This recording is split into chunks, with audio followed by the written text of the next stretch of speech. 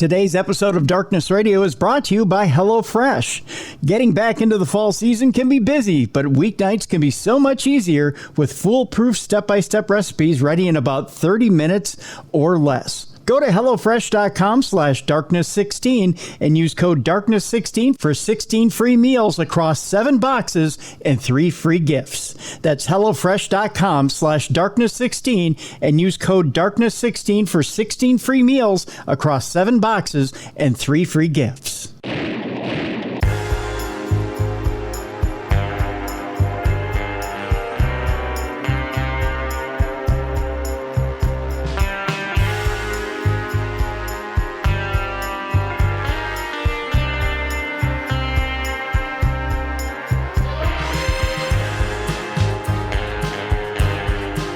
Welcome into the best in true crime podcasting. This is True Crime Tuesday. I'm Tim Dennis. Got a good show for you today, folks. Want to jump right into it. Of course, at the end of the program here, we have Dumb Crime, Stupid Criminals with Beer City Bruiser. We'll bring him in on the back part of the show today.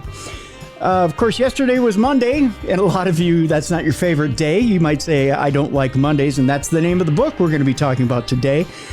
You know, in America, we've had a hard time with school shootings.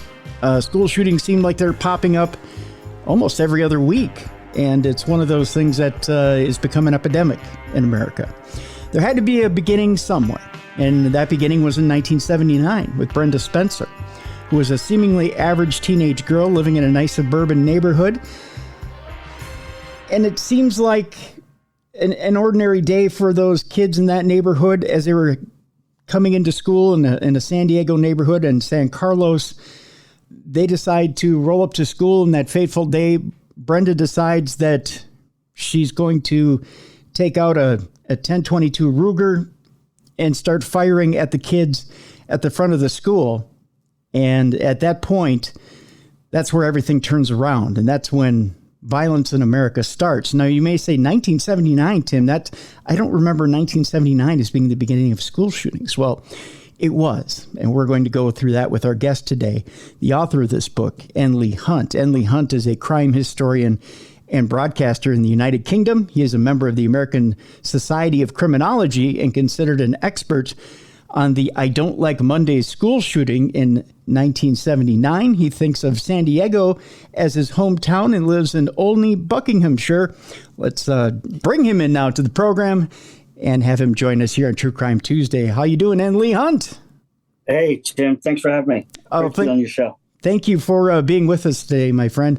A lot of people, and let's bring this up right away. This was a famous case in 1979. I think a lot of people may say, well, is that really the beginning of school shootings in America? I think we tend to think of Columbine as the beginning of that, but that really is the beginning of the school shooting epidemic in America, isn't it? I think you're probably right. I mean, I've always called it the first of the modern school shooters. I think there was Charles Whitman in Austin at the university campus in the 60s. That was from a tower shooting down from a vantage point, a mass shooter, horrible, horrible scenes.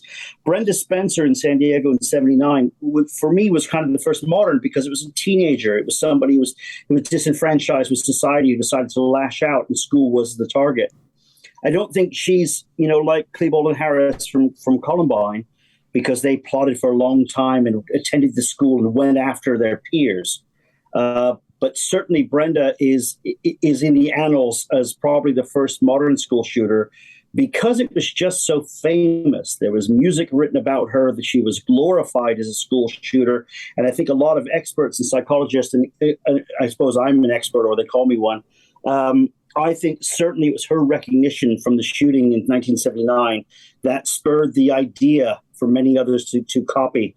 And I'd like to I'd like to look back at it and just wonder why we did what we did in 1979 and how we dealt with it, and the significant growth of mass shootings on the back of Brenda Spencer. So maybe not the first school shooter per se or first school criminal per se, but certainly the origins of mass shooting in America goes directly back to Brenda Spencer.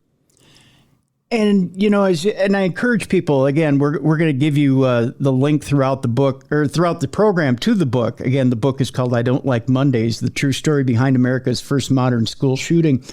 It's put out by Wild Blue Press, by the way. And there is a link in the description of the show, but again, wildbluepress.com.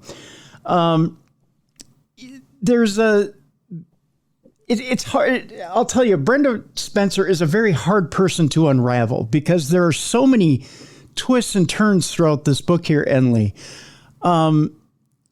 about exactly what is going on. We think we have killers and shooters and people who commit crimes pigeonholed into one psychosis or another, or we have them pigeonholed into one motive or another. Brenda really is a complex case. And I don't think ever properly defined. I think you're exactly right. I mean, my book sort of begins with the idea that psychologists and psychotherapists have done an excellent job in categorizing types of killers and types of shooters and types of, mass shooters. But they've done very little to curb its appetite. There doesn't seem to be any stop to the different ways that disenfranchised and angry young people are hitting the streets with weapons. I mean, I'm going to make no bones about it. I'm not against having guns. I'm not against that. I wasn't brought up with guns myself, but I understand the Constitution of America and the right to bear arms. I understand that. And for the vast majority of people who live in America, guns are part of their day-to-day lives. So I'm not one of these people that says ban guns and all of a sudden crime in school ends. But I am one of these people who say that perhaps the larger weaponry that takes out large amounts of people, it may not be necessary. But Brenda Spencer used a .22 Ruger, which was considered the children's gun in the 1970s, believe it or not. It was almost marketed as such. So when she received it from her father, and I'm getting into the story now, what makes Brenda so unique is that her father bought her this rifle for Christmas when she was 16, and about a month later, she used it to shoot 8, 9, and 10-year-olds across the street from her house. So, of course, immediately you'd say, what are you doing giving a young person a gun? But actually, statistically, if you look at the United States and other countries as well, children who are much younger than Brenda maintain and use .22 rifles and larger weaponry without this ever happening. So I'm not making any sweeping statement or any sweeping decision about America and its gun laws in this book, and I'm not going to touch it. But it is what it is. And Brenda was a very capable person with a firearm, and she chose, for whatever reason, still undecided, still unknown, shot across the road to the kids. We can get into the book and how we get to it, because it's actually the story that actually makes this so fascinating. Sorry for jumping ahead. No. And you're absolutely fine with doing that, because I was about to get to that point here in just a moment. Because you do bring up an interesting point, and that is this: there is the raging gun debate in America, and like you said, we're not going to solve that here in this conversation. And you bring up a very excellent point. In the late 1970s, and Brenda at this point, I believe, is 16 years old, correct? Mm-hmm. Okay, so she's 16 at an age where kids are taking gun safety. And as we get into the story, we find out that she is going out into the desert with her father and shooting at targets and getting training for guns. So it's not like she isn't versed at shooting. She isn't.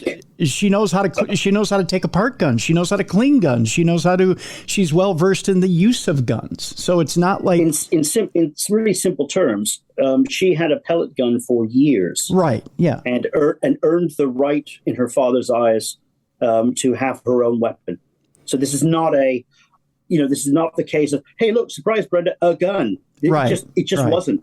It was the norm for her. So not just maintaining the weapon, you're so right. She did know how to take it apart, and she kept it super clean. She also knew how to be safe with the weapon. Yes. And she discharged the weapon with absolute military precision. Correct. As well. I know that sounds very harsh for the victims or anyone else who's a victim of gun crime. She executed her plan with absolute precision. And for a 16-year-old, it's just quite remarkable. It's quite a remarkable story and needs to be told. And I hope this book is going to shed light to, and maybe bring some closure to some people who have been victims of school shooting as well. Correct. Yeah, you're right. You're right about that. And with that, I think we can safely jump into the story now. Let's get a little bit of background here, Enley, about Brenda Spencer and exactly who she was, because really she's more than just the sum of lining up a gun across the street from a school and opening fire on children. Who is Brenda okay. Spencer? I'll fire into it. She's not unlike any other California kid. She was born in California, has an older brother, has an older sister. Her family are from Arkansas. Her mom and her dad were from the sort of mid-South, I guess, that southern area. And they all came over to that huge influx of people who were coming into California in the late 50s and 60s. They move into California. They divorce, as so many other parents do. What's different about Brenda's upbringing is that once in California, the father and mother are both very professional people with a job. She handled most of the money, and he was an audiovisual specialist at the university. When the parents divorced, the father took custody of all the children. And this becomes a big part of the story of Brenda's life, because the two older brother and sister, it was said that by the mother that the father was far less rigid with them. The mother was more of the disciplinarian. So the two older kids, when given a choice by the judge, and the 70s were a very different time for these types of cases. Mm-hmm. It's not like it is today. When parents divorced back in the 70s, it could go either way. The older children wanted to live with the father, and Brenda just went along for the ride. So she was kind of a passenger in a lot of what was going on. Her father, Wally, is an interesting character. We'll get into his, because his influence on Brenda is quite remarkable. He was as cheap as you could get. He was the kind of guy who, when he had $1, he spent it, didn't know where it was, and then he found himself left with no money. He was kind of this, I'm not giving him any credit, but he did kind of just make do with what he had, and he was penny pinching, and he fixed his car to the point where, that engine just wasn't going to, to the last dime he was going to save. It's just the way he was. Yeah. The mother was more of a saver, and she had the house around the corner, and Brenda was able to go visit her mom, but she was always working. Wally, her father, was always out doing his business, and he was taking night classes. And Brenda kind of just found herself kind of with a lot of free time, I suppose, in the house. And there's nothing unusual about that. I was a California kid. I was the same way. I was a latchkey kid. Both in California, both your parents have to work. Come on. Yeah. So there's nothing unusual about it. The brother, Scott, he was a very popular guy at school. But a number of things happened in San Diego growing up, especially around their neighborhood, that does have influence on her. And in fact, when she goes back to Arkansas as well, there's a lot of things that happen in Arkansas that have influence on her. She was taught how to use a weapon. She taught how to use a weapon efficiently. There was another, getting into sort of influences, there's another criminal in Arkansas who shot 2 police officers. Her name was Brenda Spencer, Brenda K. Spencer. Her family used to joke with Brenda, oh, she's got the same name as you. You're going to grow up and be just like Brenda Spencer because you're a Brenda Spencer. Back in California, Patty Hearst was just happening. Watergate was happening. The hippie movement was on a closure. The Manson family. We're talking a time going way, way back. I mean, I was just born myself. This was a strange time. The 70s were different than a lot of decades. And those that can remember it will be nodding, saying, yeah, a lot of crazy things happened in the 70s. Brenda was, I suppose, the last crazy thing that happened in the 70s, but there were so many other things along the way. So her influence, it's quite remarkable how she gets to this point with the gun in her hand, looking out the window, deciding that I'm going to fire. There's a lot of influences. Her brother was arrested for drugs and released, not charged. The father had a lot of prescription drugs. She was said to be taking some of those. The neighbors all knew them as the weird family, probably because the father would paint his own house, not very nicely compared to all the beautiful and manicured lawns. This neighborhood is not unlike the Stranger Things neighborhood. It's very sort of Spielberg-esque. It's like this beautiful track homes. And, this was the modern California. I mean, by today's standard, it looks a bit dated. But at the time, 1979, this was quite a nice suburb of San Diego. The last place you'd think somebody would pick up a weapon, and the last place you'd think a 16-year-old girl would pick up a weapon and fire across the road. So that's that's the basis of her upbringing. There's far more in the book, but there is a neighbor who lives 3 doors down who is best friends with her brother, who's arrested for axe crimes. He hacks his family with an axe, and his brother and her brother Scott goes to school with the younger brother who was in a wheelchair for the rest of his life. There's people up the other side of the street who are also arrested for murder.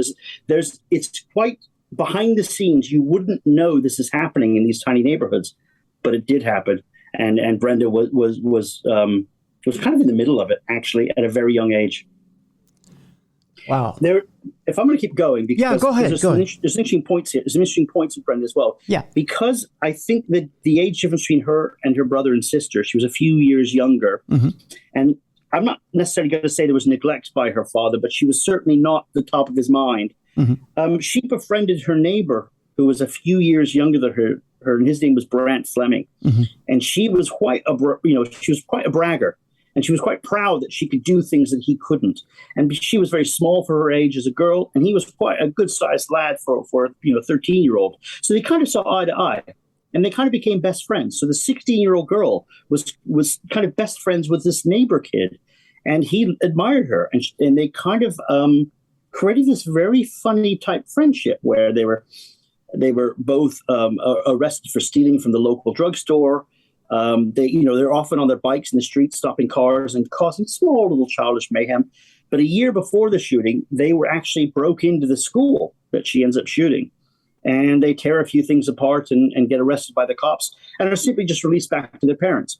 Hey, this is the 1970s. Right. Why, we're not going to go do the whole song and dance that we do with kids today, or even if we do that today. I'm not so sure on that. Right. But she certainly had a small track record leading in. She stopped attending school. She claimed that she suffered from PMS very badly, and it was affecting her ability to think rationally. And according to Brenda, who I've been communicating with for a number of years now in prison, she says that she was taking her father's pills and a number of other things, and that she was addicted to PCP, and slowly this drug habit grew out of somewhere. It's difficult to clue down how or where this began. It's also difficult to actually prove because toxicology reports showed that she was clean as a whistle. And of course, the only drug that was unable to be tested in 1979 just so happens to be the only drug she claimed she was on, which was PCP. Mm-hmm. So it's difficult to kind of understand her mindset at the time, and she still says she has little memory of it. One morning she wakes up, boom, she starts firing. It's crazy. Let me ask you here, Leigh, you talk about Brant and the friendship between Brenda and Brant. And it seems to me, that you ask yourself, because there's generally an instigator and a follower in every dynamic between friends. And it's hard to tell in the friendship between Brenda and Brant who's the instigator and who's the follower, because there's times where it seems like Brenda's the one who says, all right, I'm the leader here and I'm the one who's going to instigate the trouble. And there's other times it seems like maybe Brant's kind of picking at Brenda to get her to cause trouble. I hear you. Yeah. Who do you think was on there? Sorry to cut you off, because you've hit a really good point here. Yeah, go ahead. During the interview with Brant, and I don't know if we want to go into actually what happens, because it is relevant, but Brant, in his interview with the police the same day, they said, how do you feel about Brenda shooting the school? And he says, and mind you, this is now a 14-year-old, he says, mm-hmm. I was happy because she did what she said she was going to do. It's a remarkable statement. Brant, moving away from him now, he ends up not really achieving. This poor young man did later on go into drugs and struggle through his whole life, mm-hmm. eventually finally getting a really decent full-time job and joining a union. He ends up dying in a single-car collision early in the morning on his way to work and passes away. I believe he was 30 or 31. So poor Brant never really did achieve anything in his life. And it's quite a shame. And certainly Brenda would have that effect on him. But there's no denying the fact that Brant was a key influencer into Brendan's decision-making that morning. Which, I mean, there's no great athlete without somebody behind them cheering him on, right? I mean, there's no great singer or band out there without a great audience. There's got to be someone fueling the fire. There's got to be something in there, right? You say that, but I would also say that in the world of school shooting, making analogies to sports or music figures is a false economy. They act alone in the vast majority of times, and there's no mistaking the fact that Brenda Spencer was alone at the time that she concocted this plan and she pulled the trigger. Was she trying to impress somebody? Probably. Yeah. But the delusion was there. Even, I mean, absolutely. Again, without going too far into things here, and Leigh, the delusion, I think, on Brenda's part was always that there was going to be some notoriety, I think, at the end of this thing, wasn't there? The jury's out on that for me, to be honest. I don't know. Let me cut into the actual story of what happens. And sure, how go ahead. Let's go down that road. There's a bit of both, and this is the part that I think makes this so remarkable. So we're going back to January 29th, 1979. We've talked about the time. It was a winter morning for San Diego, which for guys like yourself who are out in the Twin Cities, winter in San Diego is a bit like your fall, maybe June. Yeah. So it's cold for California, but it's not cold for the rest of the country. Mm-hmm. You know, it's maybe a tiny bit of frost on the floor, if nothing. Kids are just scurrying to school. Brenda's house is directly across the street of a 1950s build single-story elementary school. So all the kids were going in to the main sort of walkway, which is not an indoor. It's all sort of an outdoor open campus, just to kind of explain how it looks. Mm-hmm. From Brenda's front door, she had those small little they were sort of diamond-shaped, I dropped my microphone, diamond-shaped pieces of glass. She broke out 2 of them in the bottom right and left corner. And this is important because she put her trusty pellet gun that she'd had for 5 years in one of the window slots. And she put her brand new .22 Ruger in the other. And I think this is key. For somebody within their right mind, or with the mind that was intending to kill, why would she put up her pellet gun? She's not going to kill anybody with the pellet gun. And I think there was a side of her mind that thought she might not kill anybody with her .22. I'm not sure what this means, but it certainly within other school shooters or other mass shooters, that's very, very unique. So she gets up in the morning, like any normal morning, busts these holes in the door, in the windows. Kids are making their way into campus, and she just starts shooting. Pop, pop. Tiny .22 bullets are being shot across the street. We're talking distance of about 150 to 160 feet across the street, hitting kids as some were just rounding the corner into the school, walking. Some were getting out of cars and walking across the front car park. And she just started shooting the kids, and they were sort of landing, and the kids were hitting the ground. And most of the kids were just sort of thinking, oh, kids are just playing. They're just joking around. You know, this is just before school time. Yeah. They don't know where it's coming from. They can't understand it at all. So the principal and everybody sort of comes around and looks for the kids and tries to bring them in to help out. The principal is hit. The custodian who runs out to help the principal is shot. Now, the adults were shot 2 in the chest each. Boom, boom. Right in the middle of the chest, where the children were all shot in different parts of the body. It does appear like it's intent.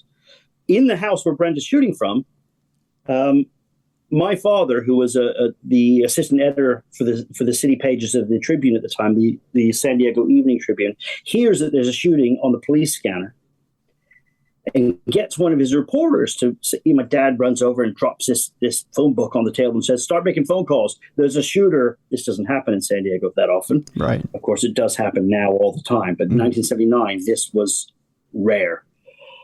They call over to the house. The phone rings. Brenda stops shooting, puts down her gun, and answers the phone. And the reporter, Steve Wiegand, says, hey, thanks for answering. I hear there's someone shooting around your neighborhood. Have you seen anything? And she says, yeah, I've seen the whole thing. It was me. And she hangs up, says, I got to go fire some more. He calls back. Over the course of 20 minutes, while she's firing across the road and the police are setting up a perimeter, all this stuff is ongoing. She answers the phone again, and he says, look, why are you doing this? And she says, I don't know. I just don't like Mondays. This livens up the day. Sorry, I got to go shoot some more. And she hangs up the phone. And it's the most remarkable moment where, of course, this is a political writer who's just been given the telephone. He calls up, she answers. She delivers this line where he just thought was, this is not real. This cannot be happening. But it was. They called back. She answered again. There was a 20-minute conversation where she chats away about her father. She tells all kinds of, she essentially admits to the entire crime. The police then call the newspaper and say, hey, knock it off. Get off the phone. We're trying to get a hold of this suspect. There's a heroic police officer who drives a huge garbage truck in front of the school to block the people being shot. And by that point, a policeman named Officer Rob, had already come out to help the principal. He takes a bullet to the neck, but survives. And even actually with a bullet in his neck, he ends up taking the principal and the custodian away to safety. Both pass away, sadly, both heroes. The police lock down the perimeter. Brenda never fires another shot after speaking to the news reporters on the phone. And she holds herself up in her house for 6 hours while they slowly make their way towards the house, and the great negotiation from the interrogators and the other people who were on the phone with her. It was a wonderful effort from the San Diego police all the way across the board. Snipers in position. You can imagine the origins of SWAT and the helicopters above and the news media. This is 1979. This is not a slick thing that happens here in the 2000s. Right. This is kind of everybody, all hands on deck.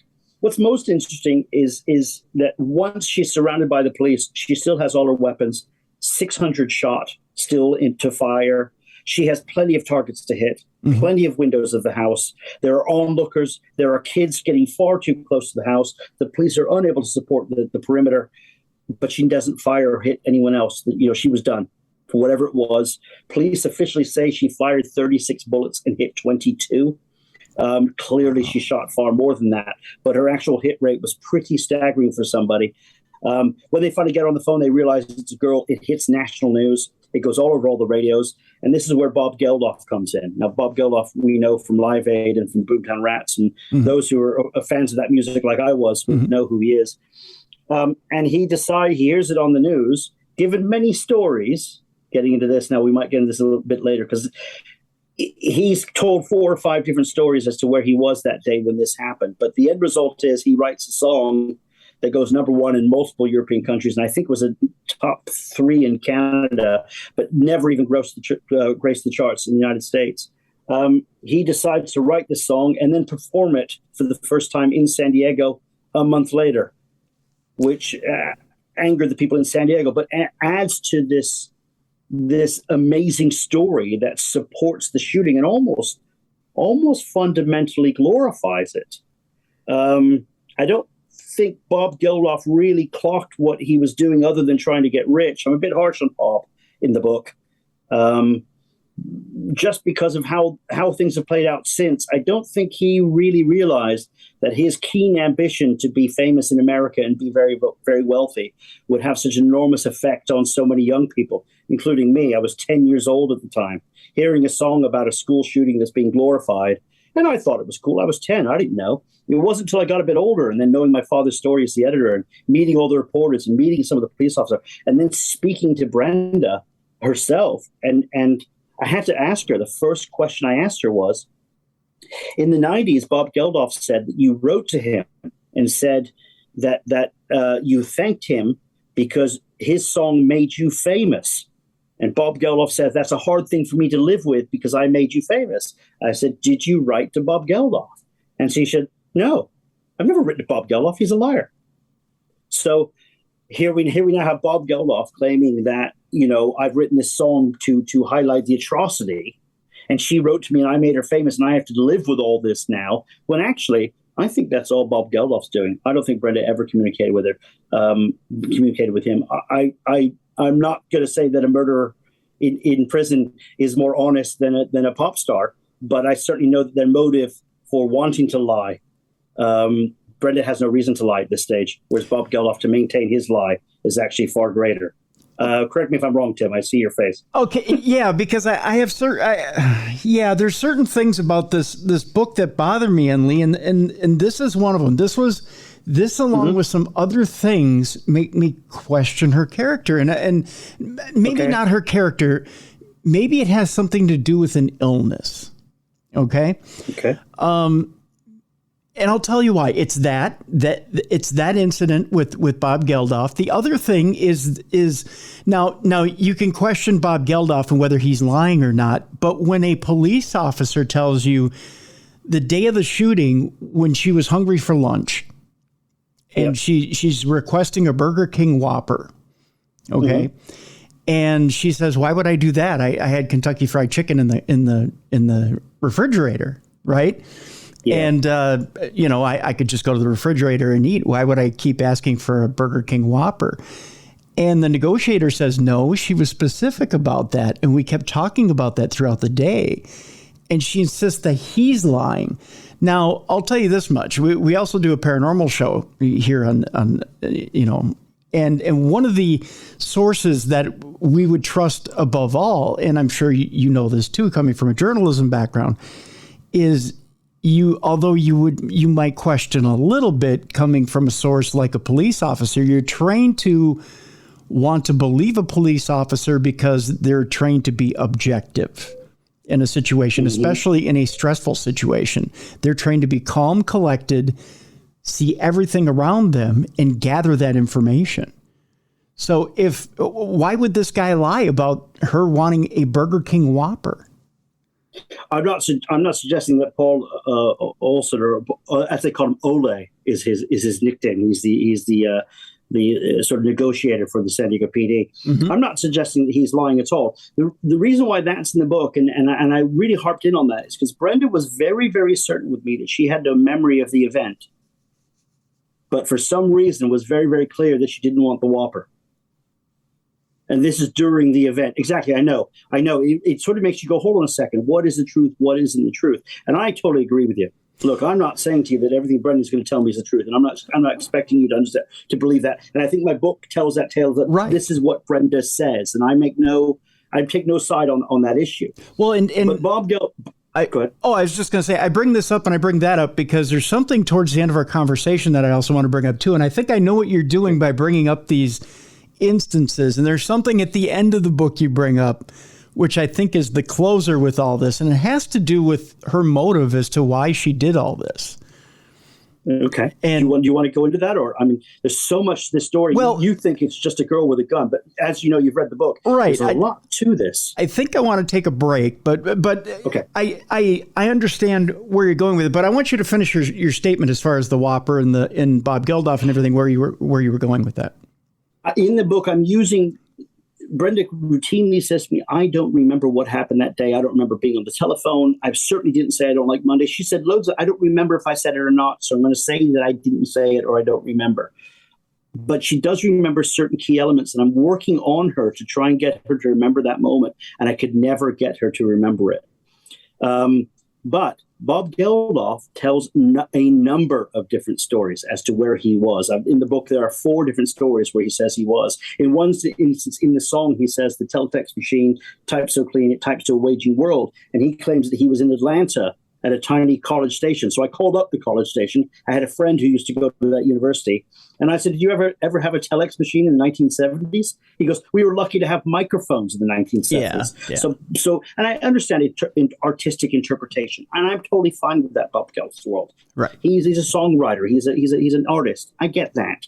But for him to go into an interview unpoked, unpressed, to say that she contacted me, he's never been able to prove that information. I've written to them. I've asked for that information. I've asked for the evidence. I've asked for the proof. It would have been a handwritten letter from Brenda, which Brenda didn't send, or she claims she didn't send. And on balance of information and balance of evidence, in this case, maybe not all the cases, and I accept what you're saying, Tim, but in this case, I tend to believe Brenda over Bob Geldof. And that sounds a remarkable statement, but in this case, I believe it. Well, no, I get you about the telex machine because, I mean, having worked college radio myself, yes, you know what I mean. In the late 80s, I mean, even in the late 80s, early 90s, we had an AP printer, and that AP printer was not the best, you know, and it was hooked up to a very crude printer line. So, I mean, and that was, to us, that was high technology. So, I accept artistic impression. I accept it. But to maintain this lie, when the stakes are so high, you're glorifying a school shooter, something that we know now is detrimental. It's just that it was I don't know.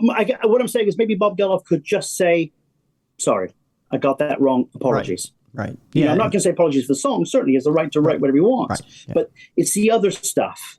Anyway, I've gone off piece to bit. This is about Brenda Spencer, not about Bob Geldof. No, but it's relative because it made her so famous and school shootings personified. Yeah, you're right. And in this day and age, if an artist were to do that, if they were to glorify a school shooting, they'd be massacred by the public. I mean, it just wouldn't it wouldn't stand. So I think Bob got him massacred by the San Diego press. He was certainly, but that's a very small little, that's a small region of the United States. Mm-hmm. But certainly people in Southern California. I think the song was played on one radio station locally when it came out. What did he try to claim the song was about? I'm trying to remember. It was... As far as I know, he's always claimed it was about Brenda Spencer. Did he? Yeah. I could have swore he said in the book he tried to claim it was about something else at one time, that it wasn't about the shooting. That he. I'll trust you on that. I've only ever heard him refer to it as the shooting in San Diego, and of course, when he took to the stage in San Diego and at the Whiskey A Go Go a month after, mm-hmm. He did a 30-second diatribe about how Brenda was an idiot. She shot up the school, and now listen to my words of the song. Look. Bob Geldof is not like any other pop singer. He wants to be famous. He wants to make a load of money. Yeah. And, Irish people and British singers come over from, over the pond, if you will, and loads of them hit big. Bob just didn't. And to be honest with you, Bob wasn't that good. There's not a whole lot of Boomtown Rats song you can name other than this one. So maybe he was right. Maybe that's what he needed to do to be famous. And sadly, we buy, cash from chaos, as they used to call it back in the day. Maybe he's right and we're wrong. I don't know. But the evidence of what happened and what transpired with that song is all in the book with Brenda. Well, I think history's on your side here, my friend. I think. Yeah, luckily. That and the Billboard charts, I think, are on your side as well when it comes to the Boomtown Rats. Let's take our break here. When we come back, let's talk a little bit further about Brenda Spencer and what exactly happened to her after the shooting, what she went through when it came to court proceedings, because the court proceedings were quite entangled and involved. There was a little bit of controversy as far as Brenda was concerned as to how she was treated in court and whether she got fair proceedings there or not. And an interesting development as to Brenda in current day. We'll talk about that when we come back as well. The name of the book is I Don't Like Mondays. The true story behind America's first modern school shooting, and Leigh Hunt is our guest. And we'll talk a little bit more about Brenda Spencer and the very first school shooting in America. We'll do that in just a moment. But first, it is lunchtime, at least, I should say it's getting to be dinner time as we're recording this. So let's bring in our buddy, Beer City Bruiser. And, we talk food a lot, Bruiser. Yes, we do. We're big guys. We love food. We're big guys. We love food. We love to talk food. And recently, we had a little box delivered to us from our buddies over at HelloFresh. It was a delicious surprise. Oh, was it ever? Oh, my gosh. I tore into the box, first of all, because it's like Christmas time when HelloFresh gets delivered to the house. Yeah. I was surprised at how well organized they were. Mrs. Bruiser, as she's unpacking it, goes, make sure you let them know that this is packaged perfectly. I said, I will. Well, of course it's packaged perfectly. It's HelloFresh. Everything it comes to your door and all the ingredients are packaged perfectly. Everything is measured out perfectly. Yep. And it comes right there to the doorstep. And all your stuff is measured out. It's all packaged together exactly like you need it, and it's proportioned perfectly. You get the right proportion for each person, and it's absolutely perfect for you and your family. And this is the other thing too, whether you be a small family, listen to me like a pirate, whether ye be a small family or ye be a big family, you get the perfect proportion for your size family. Yeah, and it's so easy to make, even I could do it. Like that's what's shocking. I don't cook. And Mrs. Bruiser does all the cooking. I did do it, which is kind of nice. Yeah. It's one of those things, and I helped. What's nice is preparation, making the food, and cleanup is so easy. It's so simple, and HelloFresh has made it that simple for you. Prep time, a lot of times, is 5 to 10 minutes. That's it. Yep. Yeah. Oh, yeah. Yeah. Yep. The cook time, they actually have meals that are only 20 minutes. Yeah, the meal that I had, I think, was only like 20 minutes. Yeah. We did it on Mrs. Bruiser's lunch hour, so it worked out perfect. Yep. We were able to make it, eat it, and then she was able to get back into work in time. That's right. And then a lot of times cleanup is real simple. It's just boom, you're done. Yep. Yeah. And so that these HelloFresh meals, not only are they easy to make, not only are they, and they're understandable. You get these cards that come with it that have all the ingredients right there for you. It shows you their picture menus that have the ingredients right there. They show you exactly what it is that you need to make. It's got a picture, it's got a description, and then on the back, you've got step-by-step instructions as to what exactly you need to do in order to put the entire meal together. So like Bruiser said, even guys like us can put these things together. Yep. It literally has a list of everything you need and when to do it. So you don't burn anything, you don't overcook anything, you don't overseason anything. It's perfect. Yeah, it's amazing. So I'll tell you this much too, Bruiser. Not only that, but HelloFresh ends up being a little bit cheaper, not only cheaper than going out to eat, but turns out to be just a little bit cheaper than having to go to the grocery store route around and trying to experiment with cooking this stuff and burning it as well. Yeah. And normally when you go to the grocery store and you make something, you always have leftovers. Oh, HelloFresh, what I loved, it was so perfectly portioned that there's no leftovers. No. And it's healthy. Like, they don't trick you into healthy food either. This is healthy, good food. Healthy, balanced meal. Yeah. Yeah. I'll give you an example. There's one here that you haven't tried yet that I have. It's the Sheet Pan Monterey Jack unfried chicken with roasted carrots, potato wedges, and sriracha mayo. My friend, you are in for a treat when you try this. 10 minutes to prep, 35 minutes to cook, just 810 calories per serving. Oh. The carrots were nice and tender, my friend, little carrot slices. You've got the wedge potatoes in there. Are they as good as the potatoes on the white cheddar Wonder Burger? Oh, yes, they are. Oh. Yeah. That's what I had. And the potatoes on that with the Old Bay seasoning were to die for. Oh, to yes. die for. Yeah. And the unfried chicken, a lot of times when guys go to make fried chicken, we freeze up a little bit because you're like, oh, come on, really? We're going to do the fried chicken thing? Yeah. Simple as could be. Really? Simple as could be. I can't wait to try that. That'll be dinner tonight, I think. Oh, yeah. It's going to be good. Good stuff. But like I said, the Sheet Pan Monterey Jack unfried chicken, that sriracha mayo, you know, like I said, I'm kind of a weak boy when it comes to hot stuff, but or even if it's mildly warm, I kind of tend to tap out on that. But the sriracha mayo, I absolutely loved it. I'm the same way, so I'm excited to try it. If it gives you your stamp of approval, I know I'll like it. That's right. There you go.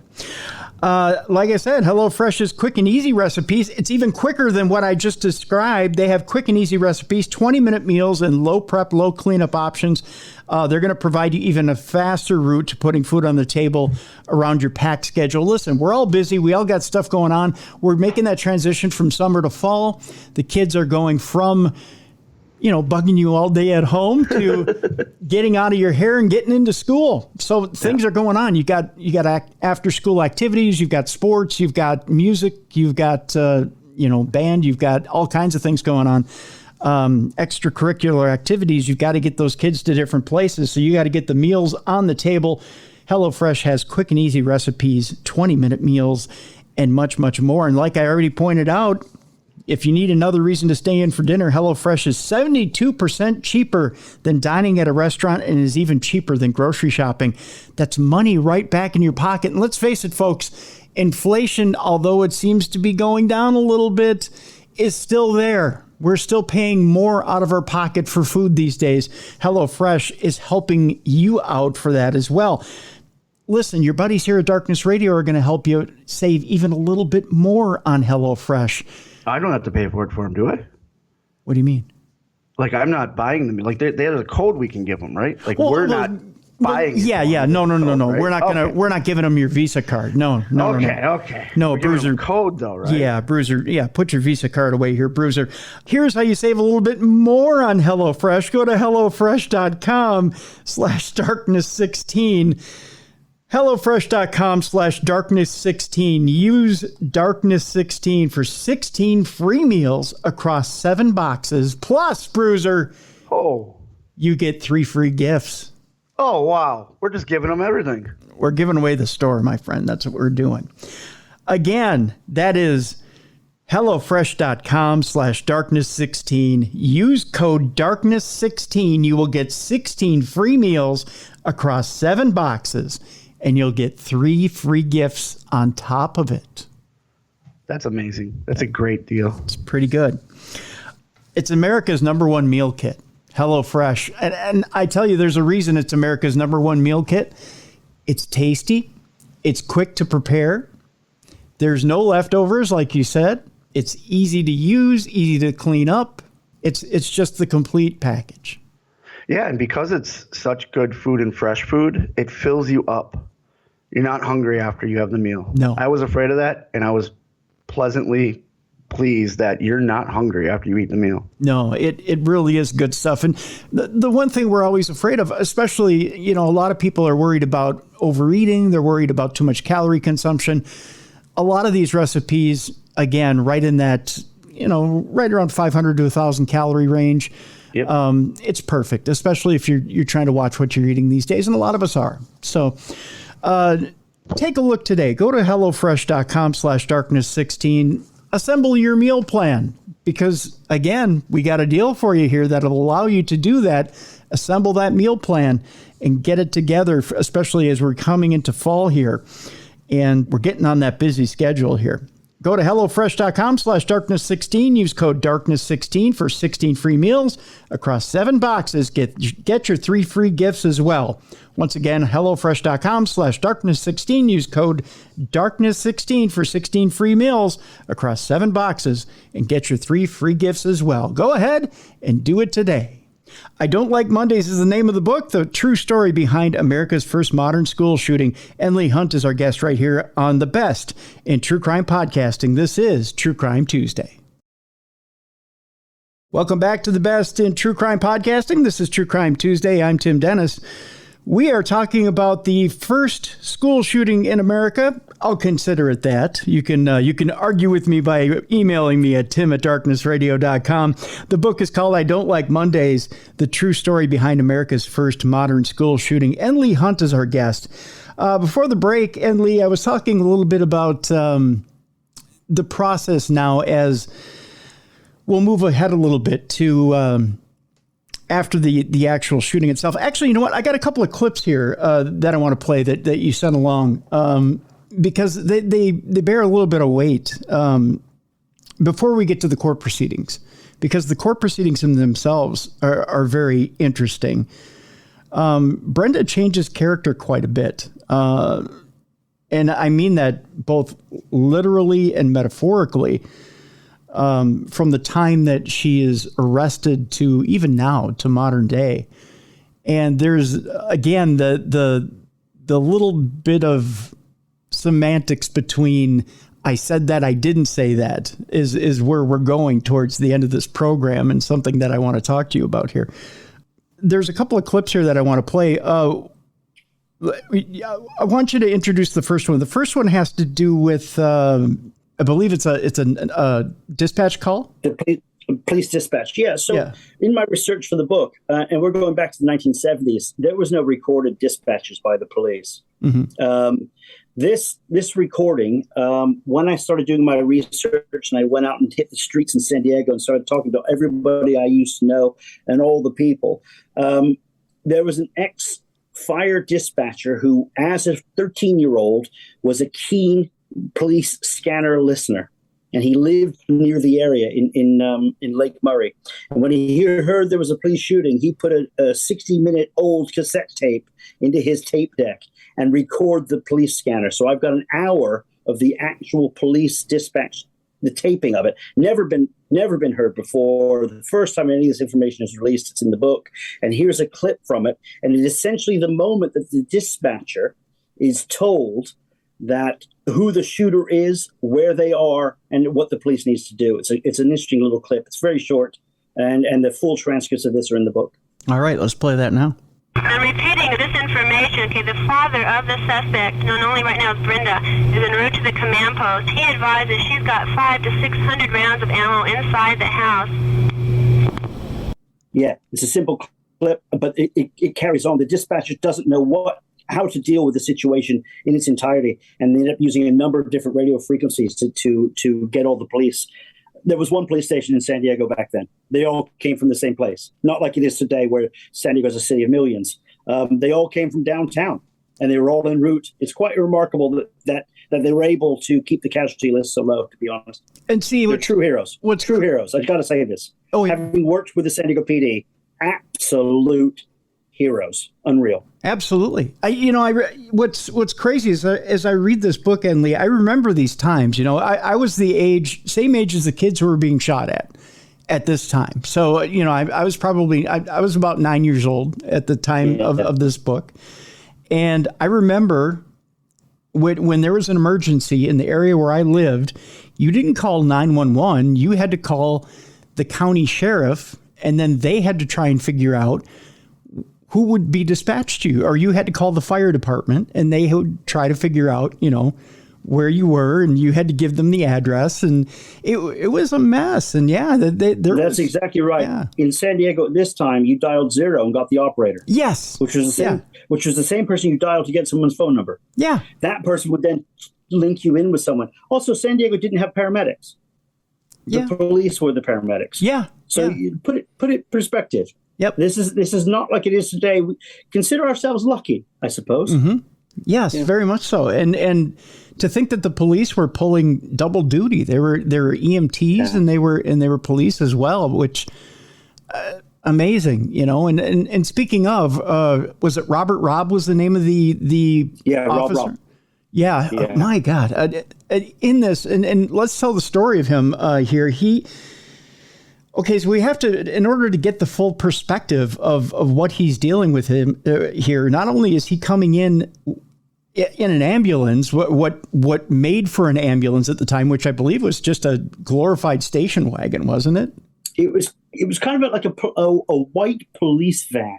Okay. If you can imagine the 1970s van, not as cool as the A-Team, right. But not as frumpy as something from the 50s. A white van with windows. Okay. If you can picture it. So he shows up to the back of the school. Brenda's shooting the front of the school. He just goes running with his gurney and his partner. They just go running to the front of the school. Not a care in the world. Now, they just walk right into the gunfire. And now we think of bulletproof vests, and we think of something that covers pretty much everything from the neck. You've got pretty good protection. I mean, the neck is a little bit exposed, but your clavicle's covered, your torso's covered, all the way down to the belt line. I mean, you're pretty much protected, and you can take a shot, right? Well, you're talking about modern day. Modern day, yes. You're talking now. You're talking about Kevlar, right? Okay, that's a Kevlar vest. I want you to tell people what Officer Robb was wearing. Well, they were these white little sort of. They were kind of a Velcro pinny that kind of covered kind of just below your, I suppose it's your collarbone, just kind of over to your navel. To say vest is an even loose term. To say bulletproof is even a looser term. I would argue to say that the best catcher in Major League Baseball at the time, Johnny Bench, was better protected sitting behind home plate than Rob was running into gunfire. Yeah, as I say, and it might be, I don't know, it might be that Brenda saw that he was wearing a bulletproof vest, and that's why he took a bullet to his neck. I know we have another clip from Rob. I don't know if that's a yes, good time to play it. Yep. And what's interesting about this clip is I got the opportunity to speak with him before he passed. He was an absolute hero. He never fully recovered from the bullet he took in the neck. He explains where it went into his body and what happened. He became an avid Harley-Davidson rider and did a number of different vlogs and videos and telling stories. He was just an interesting guy to the day that he passed. He'll be completely missed. And he just tells this story, and it's sort of the honesty of him. And he almost speaks in like a Clint Eastwood manner. And there's something kind of really cool about Rob. Anyway, I don't know if you could play the clip. Yep, here it is. But in actuality, the bullet had gone into my neck, nicked my carotid artery, bounced off my shoulder blade, and lodged against my 5th thoracic vertebrae. Well, it took me a few seconds, but I shook it off. I went back to work trying to patch people up. While she continued to shoot at me. Luckily, I didn't get hit a second time.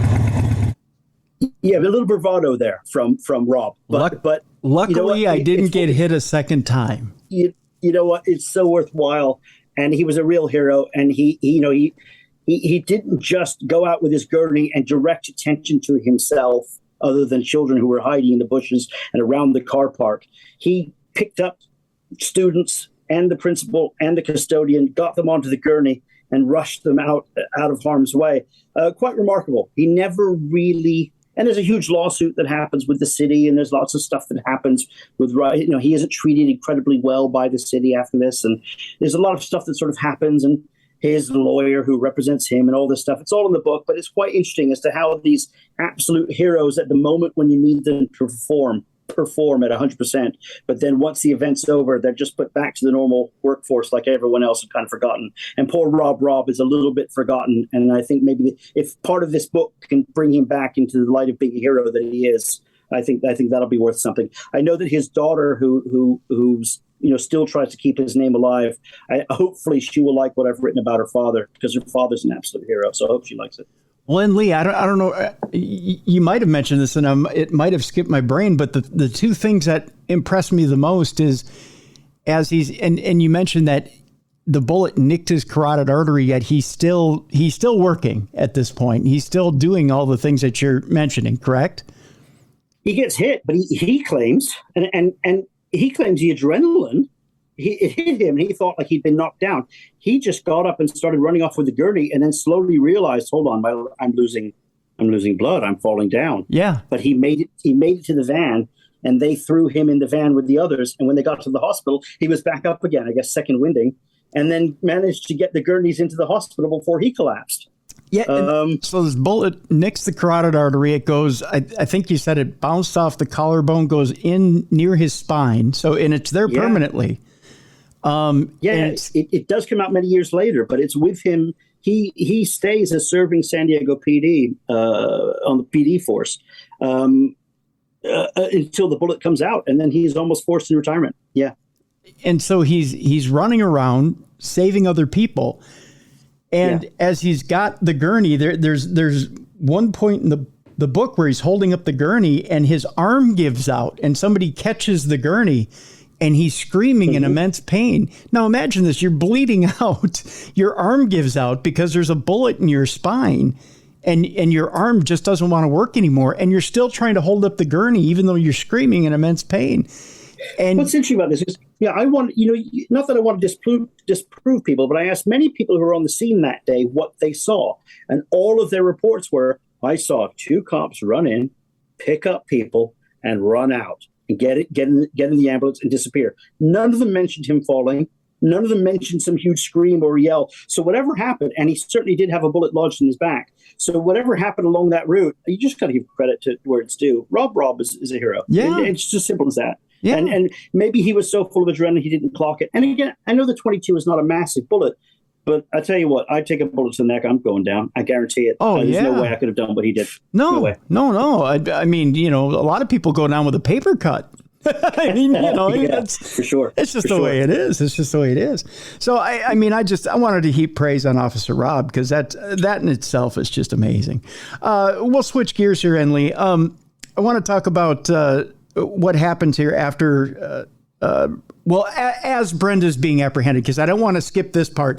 This is the part where I'm confused, because when we talk about apprehending somebody in school shooters these days, half the time you hear about apprehending a school shooter, it generally doesn't end well. Generally, it ends with the school shooter being shot or killed. The other half of the time, if they're apprehended, and they are alive, there's not a lot that's said, or they tend to be quiet, or there's a manifesto that's put online, and the manifesto is confusing. There's some sort of psychotic break. I agree, but let's journey back to 1979 once again. This is the time of Patty Hearst. This is the time of the Manson family. This is a different time, and this is the first time it's happened. This is before the expression "suicide by cop." which tends to be the default position for a lot of school shooters today, where they go in with the intent of shooting as many as they can, either taking their own life or being shot by the police in a hail of bullets as some sort of bizarre hero. Brenda did claim that she shot the students because she wasn't brave enough to kill herself. This is something that's kind of come up a few times. I couldn't get her to kind of admit to any of this or discuss it that way. She did say that she shot because she didn't want to live, and it's a misplaced anger. I mean, that I get out of her. She is essentially talked out of the house because she may have gotten in trouble with her father. She was worried about what her father would think of what she did. It's quite bizarre, especially leading into what happens next with her father and information that comes out years later about her upbringing and her closeness with her father, a possible motive. I think there is a lot of unknowns here. And when you say I'm a bit confused by it, you know what? I've written this book. I'm still confused by it. Well, so how and why? Now, keep in mind, this is what's so confusing about it. In procedures today, and keep in mind, the SWAT team was kind of put together as best as it could be by the San Diego Police Department. Part-timers. Part-timers at best. Right. Yeah. They're part-timers at best. So they tell her, and she says she doesn't want to throw her guns out onto the lawn because she takes good care of them. She wouldn't do that. She wouldn't mark up her baby, so to speak. Mm-hmm. So they said, okay, well, you can come out, you can put your guns out on the lawn carefully. Then we want you to go back into the house, go get all the ammunition that you have, and bring it back out onto the lawn. Yeah. What police department in this godforsaken world is going to let you go back into the house to go get something and bring it back out? There's no one in this world that would let you make 2 trips into the house. The minute you come out, you're face down on the pavement with guns to your head. Yeah, I can only guess that they didn't know if she was alone or that she had other weapons. I don't know. I've never seen that either. I'm only going to chalk it up to this is the first time it's happened, and that's just the local rule that they had for this type of apprehension. Hey, let's give credit where it's due. She did come out with the 2 weapons. Mm-hmm. She did set them down gently. She did go back into the house, and she did come out with all her bullets. So maybe they knew who they were dealing with. I don't know, Tim. I don't know. That's going to be one of the, look, it worked out for the best, so let's not look back too far. True. Let's not use 2020 on it. But true. That could have gone a whole different direction. It could have, because in conventional thinking, okay, I go and I set down my 2 weapons, I go back into the house, and maybe I come back and I pull out a rocket launcher. I mean, you don't know what else is in the house. You know, I mean, I guess they have it on strong authority from the father that there was nothing else in the house. I just don't know.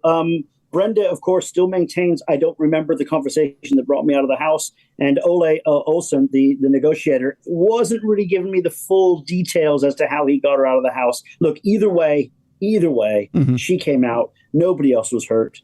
And everybody did their job. So, look, I'm not going to dig too deep on that one. There's bigger fish to fry in this book. There's bigger stuff to tackle than how the cops got her out of the house. True. Now, earlier in the program, I mentioned to you that everybody needs an audience in order to perform, I guess. The one reason I said I think she did this for a little bit of notoriety is in the book you mentioned that they cut the electricity to the house. Yeah. And as she's talking to Ole Olsen, the negotiator, she says, really, you cut the power to the house? She wanted to watch cartoons. And she said, well, at 3:00, I think it was like, I don't remember if it was Bugs Bunny or whatever it was that was on TV, and she wanted to watch TV. And they did this specifically so she couldn't watch the media coverage. But then she could see that people were gathering and there was a news truck out there, and she thought that was kind of cool. Yeah. Well, now it's playing to her ego. I think you're right. And actually, when she speaks to the reporter on the telephone from the newspaper, she says, am I going to be in the newspaper? Mm-hmm. Mm-hmm. So clearly no, you're right. There is an element of, hold on a second, I've done something bigger than I expected. But she had told her friend Brent Fleming the week before that I'll do something big to get in the news. Yeah. I just don't, the part for me is I just not 100% sure that she realized that she killed people. That's the part that gets me. I'm certain that she knew she was going to hurt people. I'm certain that she knew what she was doing. Oh yeah. But I don't think that she really clocked that she could kill somebody. And I'm giving her the benefit of the doubt. Let me be clear with you. I'm not suggesting that she shouldn't have been convicted. I'm just saying that given all the evidence, bringing the pellet gun to the window, being a bit naive about a number of different things, I'm just not sure if she was completely aware of how much death she was going to cause that day and how much heartache to a lot of people she was going to cause.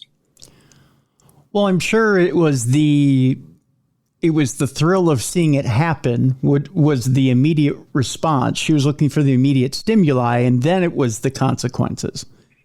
I think you're probably right. Yes. And maybe when she realized, maybe when, Olsen told them, you've killed people. You know what I mean? Yeah. Maybe that's why she stopped shooting. Maybe it's when the reporters told her that on the phone as well. I don't know. I just don't know. The book is putting the true facts together for you to make your own decisions. And I think everyone who reads this will probably come up with their own decision. And I'm trying to put it as factually as possible with the direct quotes, the direct time. There was a few things that were going into the trial that come out, which are misreported. If I can segue into that. Sure. Is that become quite important, because if you go onto a lot of internet sites, or Wikipedia, for example, is a great one. They quote newspapers from Milwaukee and New Jersey telling you all about Brenda Spencer. Newspapers that are 3,000 miles away. One which says that she slept on the living room floor with her father and the house was covered in alcohol. Well, in the book, I've got pictures of the living room and I've got pictures of the father's bedroom. Mm-hmm. And certainly there is no mattress on the floor in the lounge, and each of them have their own bedrooms, and there's no alcohol anywhere. So I think there was at the time, it makes us feel better when we curate these, it must have been alcohol, it must have been some sort of incest in the family. Now, at trial, the epilepsy issue comes up.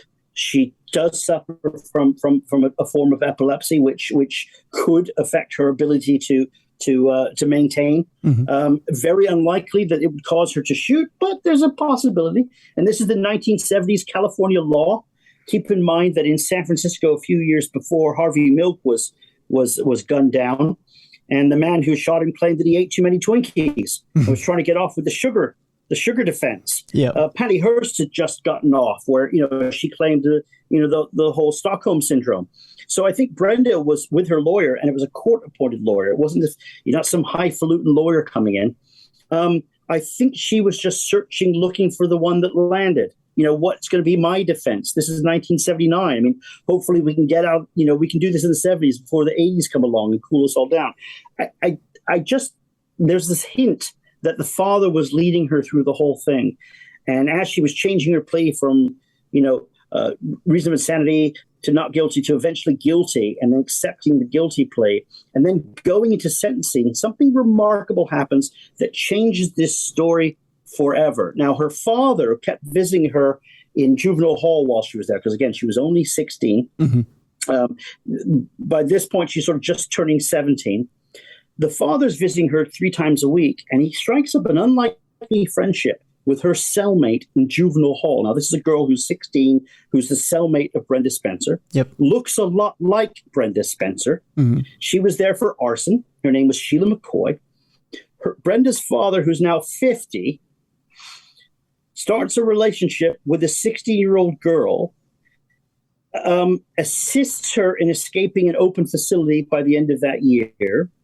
Sheila McCoy, this underage girl, is pregnant by the January the following year. He drives her to Arizona with her mother to have a shotgun wedding, because you can't get married under 18 in California, but you can in Arizona. Luckily, we can just shoot over to the state next door. He then comes back home with her. She's spotted walking around the neighborhood because she's living there as the wife of Wally Spencer, stepmom of Brenda Spencer, ex-cellmate of Brenda Spencer. One of the neighbors calls the cops and says, "Hey, Brenda, you let that crazy girl out of jail? Are you kidding me?" The cops then go to the house, speak to Sheila McCoy and Wally Spencer to find out that, no, it's not Brenda. She hasn't gotten out. It's just a girl who looks an awful lot like her, who's about the same age, who's now married her father. So the whole town starts to go, oh, uh-oh. Mm. this is really creepy. Years later, 1991, Brenda then suddenly announces, I was molested as a child. My father had done all these horrible things to me. You know, we're talking sodomy and rape and all the absolute horrific things that he did to her. The parole board doesn't believe her because why did you wait so long? Yeah. I'm not a person who's going to say that anyone is lying about such a serious accusation. There's little evidence to support it other than the fact that her father married a girl who looked exactly like his daughter while his daughter was in prison for murder. I don't know if we need a lot of factual evidence, but the circumstantial evidence certainly is there. That's huge. And Brenda changes her plea during the sentencing phase from life in prison, which would have meant they would have had a hearing of some kind, which could have dug deeper into her family life. But her father said, no, take the instant plea, take the 25 to life. We don't want anybody getting involved in our family. Brenda changes her plea to 25 for life. There's no intrusive hearing. She's now serving 25 years to life. So if she had a life sentence, she could very well be out of parole. But because she has 25 to life, she has 25 mandatory, and now she's subjected to the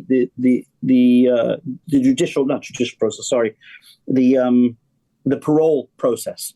The prison is now determining whether she gets out, not the courts determining whether she gets out. So Brenda may spend the rest of her life in prison to protect her father from not being caught with an underage girl who, you know, it's a very twisted part of the story, but it does add to the motive. And on balance, putting it all together, when you're done with the book, you might, even though Brenda is a murderer and going to spend the rest of her life in prison, possibly, she may not be the weirdest person connected to this case.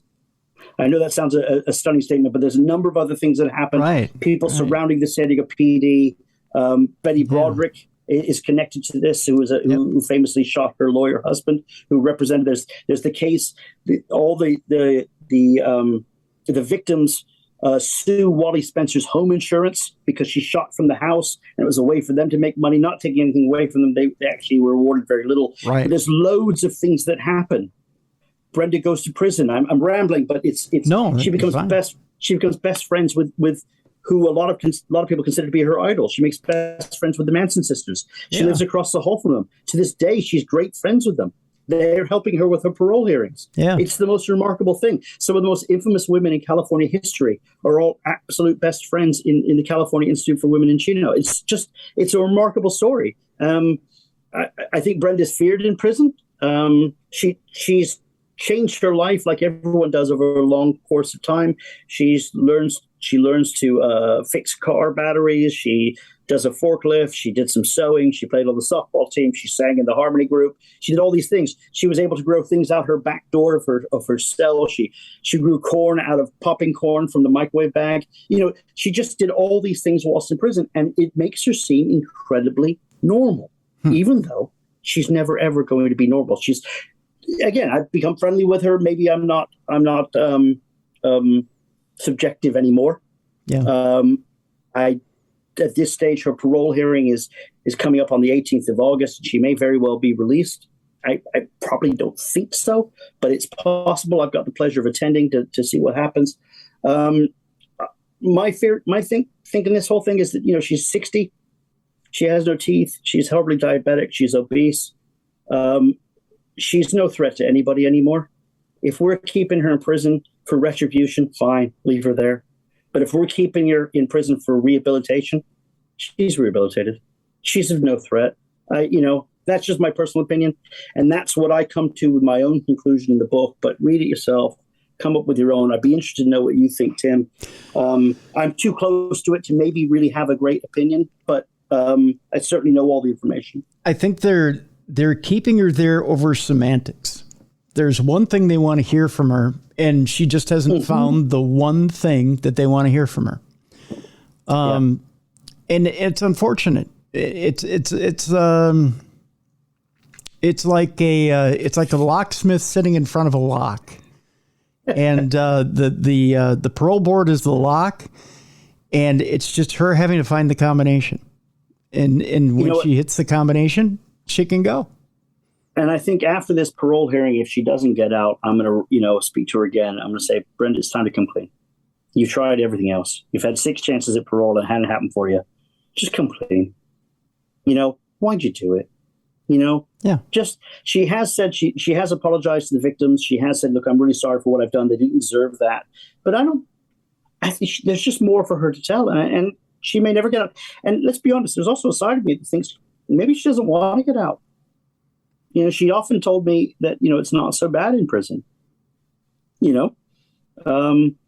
She jokingly, maybe not jokingly, but it certainly felt like a story told in jest. When I lived with my dad, he used to kick me in the head every morning when I woke up. No one kicks me in the head when I wake up in prison. So I don't know. I don't know. She certainly is multifaceted and exactly as I expected when I started engaging with her. I'm under no illusion of who I'm talking to. When you're in prison and you're used to abuse and dysfunction, there's just dysfunction without the abuse. Good quote. I'll write that down. I might use that. Thanks, Tim. Yeah, you're welcome. But she, I honestly think I think she's almost afraid of double jeopardy. If she sits there and she tells the parole board, well, this is why I did it. Maybe she's afraid she's going to step in it and tell them something that can be used against her. Well, yeah, sure. But you're 60 years old. You've been there your whole life. I mean, she said to me, this is what we're going to do to try and get out. I'm going to prepare for this. I want to get it right. I want to have my story straight before the parole hearing. She said this every single time before every parole hearing, and she's not been let out. I think she may never be let out, but she certainly does see the parole hearings as some kind of a game where you prepare for it, but the truth doesn't play into it. And I think that's probably why she's still in prison. And I think she kind of needs to clock that. Yeah. And understand that you and I were, you were 9, I was 10 when this happened. Mm-hmm. And we're still having a whole bunch of school shootings in this country. And we have learned nothing from Brenda Spencer. 10 years after this event, this is something that's interesting in the book, 10 years to the week after this event, at another elementary school called Cleveland Elementary, Purdy picks up a gun and shoots dozens of kids. And it was a direct copycat of this crime. She's gone into the infamy of America. I mean, Meg on Family Guy is modeled after her image, the glasses, the hat, the hair. She's become the American consciousness. This whole discussion that you have about how people who are red-haired have no souls, that whole joking thing came from Brenda Spencer. She was the original hated girl in America. Mm. We've learned nothing. We've learned nothing as a society from Brenda Spencer, and we really could. We really could learn a lot from it. And I don't know if this book's going to solve anything. I mean, I think I've just listed the facts. But certainly, as school shootings continue in this country, Brenda, come clean, girl. Tell us why you did it, and maybe help us stop it. Yeah, I think we have two. Again, I'm not trying to pontificate or anything, and I'm not trying to draw emails to my email box, but I think it is more complex than it's just guns or it's just mental illness. I think it's more than that. I think it's more than just one side of the issue, and you've done a wonderful job, Leigh, here in this book by showing the profile of just one person in a time that's not this one, and the beginnings of this phenomenon and how it starts. I went into this just wanting to capture the events and what happened and how they happened, because nobody really has. Mm-hmm. I knew this case since I was 10 years old. My father lived it. He was there on the phone with her at the time it was happening. Mm-hmm. When Wikipedia started many, many moons ago, I read the Wikipedia thing for Brenda Spencer, and I thought, well, that's not true. That's not true. How can they put this? Where's this misinformation coming from? And then I realized that nobody really written a book. There's a couple people who have dabbled in it, or people who have taken the information off Wikipedia in a couple LA Times articles and written some crudely fashioned sort of like missives. But no one's actually taken the facts of what happened and how many people have suffered from this crime and how many people have profited from this crime. Yeah. And I just thought, let's put it all into all in page. It's not long. I don't waffle on with my opinion throughout it. I just list what was in the newspapers, what is fact, what's substantiated, and I get the people from each of the individual sections to give their opinions on it who were there at the time. You be the judge. You read it, and I think there is something to learn from it. Don't know where it sits in the annals of school shooting. That. Look, I'm just a guy who writes and researches, but I certainly think there's a lot we can learn from Brenda. And I really hope that she joins the party, because she still hasn't after all these years. So I'm going to ask you this question here, Leigh, because here's how I see it as I sit and I read the book, and I think to myself, okay, we have all these questions, and everybody will sit and pontificate about how they would solve this problem. But I'm going to throw this question out to you. So here's Brenda Spencer, a lady who, as a child, her family failed her. Her parents failed her. Her siblings failed her. She was introduced to drugs. She was given a weapon, shown how to use it. Okay, which in some people's mind is a no-no. To me, it doesn't matter. Okay, but she was introduced to drugs. She was introduced to guns. She was given a terrible home life. She had mental issues. Okay. She was psychosis issues. And it's inferred here that there was abuse issues. So it's the perfect cauldron of everything she needs to, let's say everything that she needs to heal from. Okay. Everything that she needs to detox from, everything that she needs help from. And then on top of that, she's thrown into a rehabilitation system that's supposed to rehabilitate her, but really she's thrown into the drink, where there's programs there, but are they adequate? Okay. So in your mind, what do we do to help heal Brenda Spencer? Tim, now that is an awfully bold question. To heal Brenda Spencer, I don't think we're ever going to heal Brenda Spencer. I don't have all the information about Brenda, and I've been communicating with her for years and years now. I don't have all the information, but I would say to you that her father has now passed away. Her brother has now passed away. She's all alone in this world. To heal Brenda Spencer, I don't think you're ever going to heal Brenda Spencer. I think Brenda Spencer is going to spend the rest of her life suffering for what she did, and I think she's going to suffer alone and quietly. Is she a threat to society? I don't think so. But is the suffering going to stop? No. That's the best way I can answer that one, if that makes sense. She's got her only trust in the world are her best friends, who happen to be the Manson sisters and a few other convicted felons. You can be the judge on what that means. I mean, if Patricia Krenwinkel can heal, Brenda Spencer can heal. If you know what I mean, yeah, you get where I'm going with this. Yeah, I don't think she'll ever heal. I think she's damaged, really damaged, and Brenda's my pen pal, and I would go as far as to say she's a friend, because we've become friendly. We've told jokes as we wrote to each other. But my feelings are far more towards the victims. All of the victims, the students that were shot that day, are my age, and they're still alive.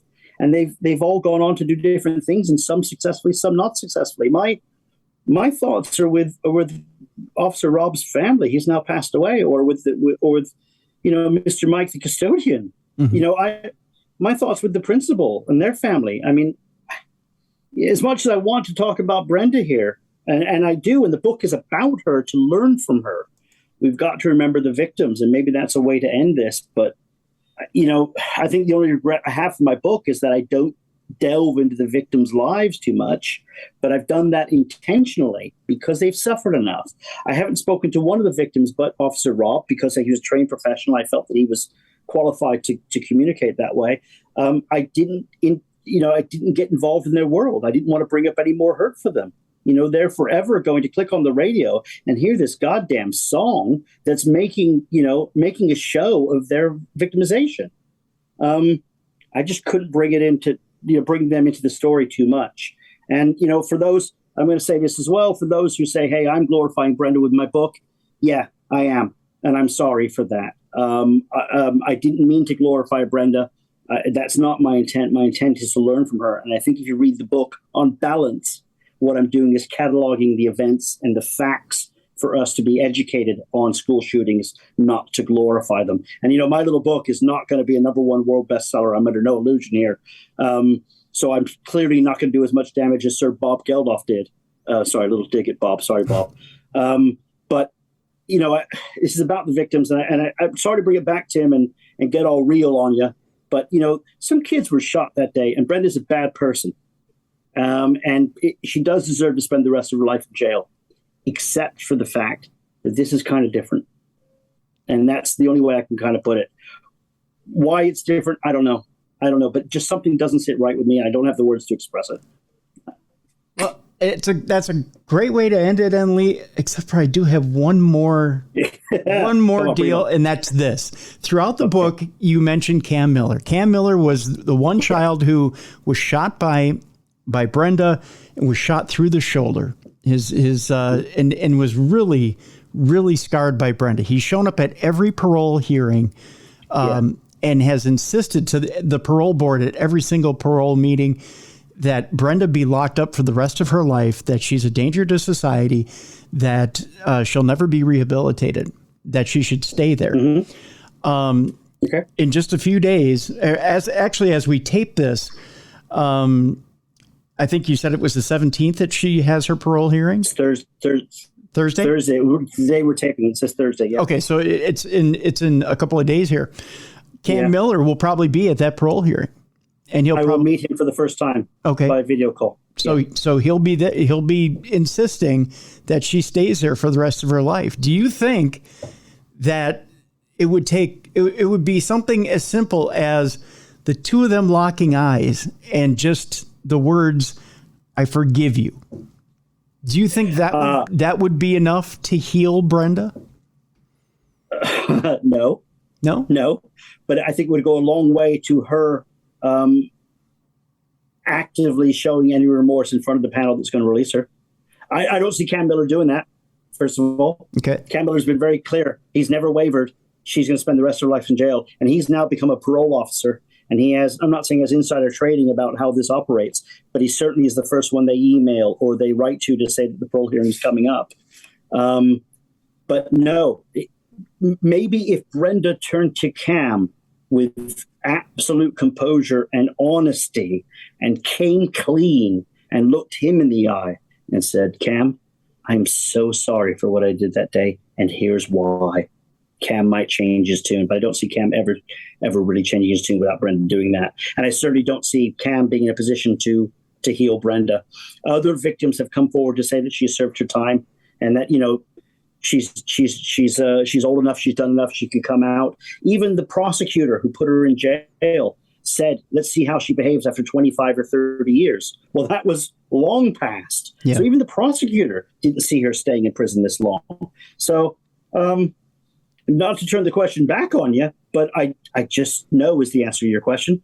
But the other way around, if Brenda were to look Cam in the eye, I think that's her best shot of getting out. And, good on Cam as well, actually.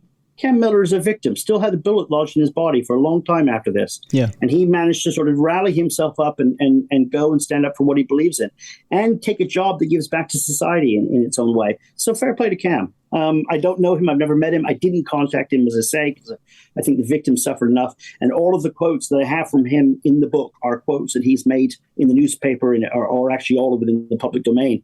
But I got a lot of respect for Cam. And if I get the opportunity to chat to him, I probably won't. It's a Zoom call, how they're doing it now with post-lockdown. Yeah. But if I did have the opportunity, and when my book comes out, I'm certain he's going to read it. And if he doesn't, I'll send him a copy and make sure he reads it. I'd love to one day have a chat with him and see what he thinks. And hopefully I've given him and the other victims enough respect. I hope you get that opportunity too. I would hope that Cam would be of a mind someday that he could practice forgiveness, that maybe he could say, you know what, there comes a time when you have to let something go because it'll eat you alive, Well, yeah, it's true. But there's that old adage, you first. That's true. That's true. She does, you're right. Brenda does have to come forward. She has to come clean, make amends. She has to, And supposedly for someone who's clean and sober, that's part of the program. You have to make amends. You have to come forward and tell people why you did what you did. Yeah, I think Brenda sees every school shooting as her being one of the perpetrators because she started it all, and she sees it that way. And I don't think there's a writer or anyone who does a podcast who remembers it, who probably doesn't look at it the same way. Brenda was the first. She was the first face of school evil. Yeah, very true. We talk about Columbine. We talk about Sandy Hook. We talk about this atrocity that happened in Texas not too long ago. I mean, absolutely horrific stuff. And we often remember the names of the shooters. Yeah, we've learned nothing from Brenda Spencer. We've learned nothing from her. And I wish we did. Yeah. I don't know what else to say to that. I guess I keep saying I don't have any more to say, and then I say more. Apologies, Tim. There's a lot to say. That's the thing. It's just a matter of where finding the point to wrap it up. I guess this would be the point to wrap it up there. Yeah. And Leigh Hunt is our guest and the author of I Don't Like Mondays, a true story behind America's first modern school shooting. It's available at wildbluepress.com. We'll have a link in the description of this show. And Leigh, I want to thank you so much for joining us today, my friend. And I wish you much success with the book. I hope it sells more than the actual song I Don't Like Mondays. I doubt that, Tim, but you know what? Thank you for your well wishes, and I'm glad you enjoyed the read. And let's do this again another time with my next book. I want to come on your show first again if I can. Yes, sir. I would appreciate that. That would we'll call it a plan. That's for sure. That's for sure. Good. It's in the diary already, Tim. All right. Sounds good. Thank you for having me. Sounds good. Folks, it's that time once again to bring in Beer City Bruiser, and it's time now for Dumb Crimes and Stupid Criminals. It's Crayon News story time. What happened with this dude, Christ Bearer? I heard he cut his penis off and then jumped off a balcony. Suspect pulls gun from butt, shoots twice at Denver police. What is your emergency? I need help. And what's the problem? I'm too high. You're too high? Yeah. It's that time once again, Dumb Crimes, Stupid Criminals, and boy, the dumber they get, the stupider they sound, or something to that effect. It's that time once again. Let's bring in our buddy, the BCB, the Big Cuddly Bear, Beer City Bruiser. How you doing, Bruiser? I'm doing fantastic, Tim. Surviving the storm that's hitting us right now, but doing well.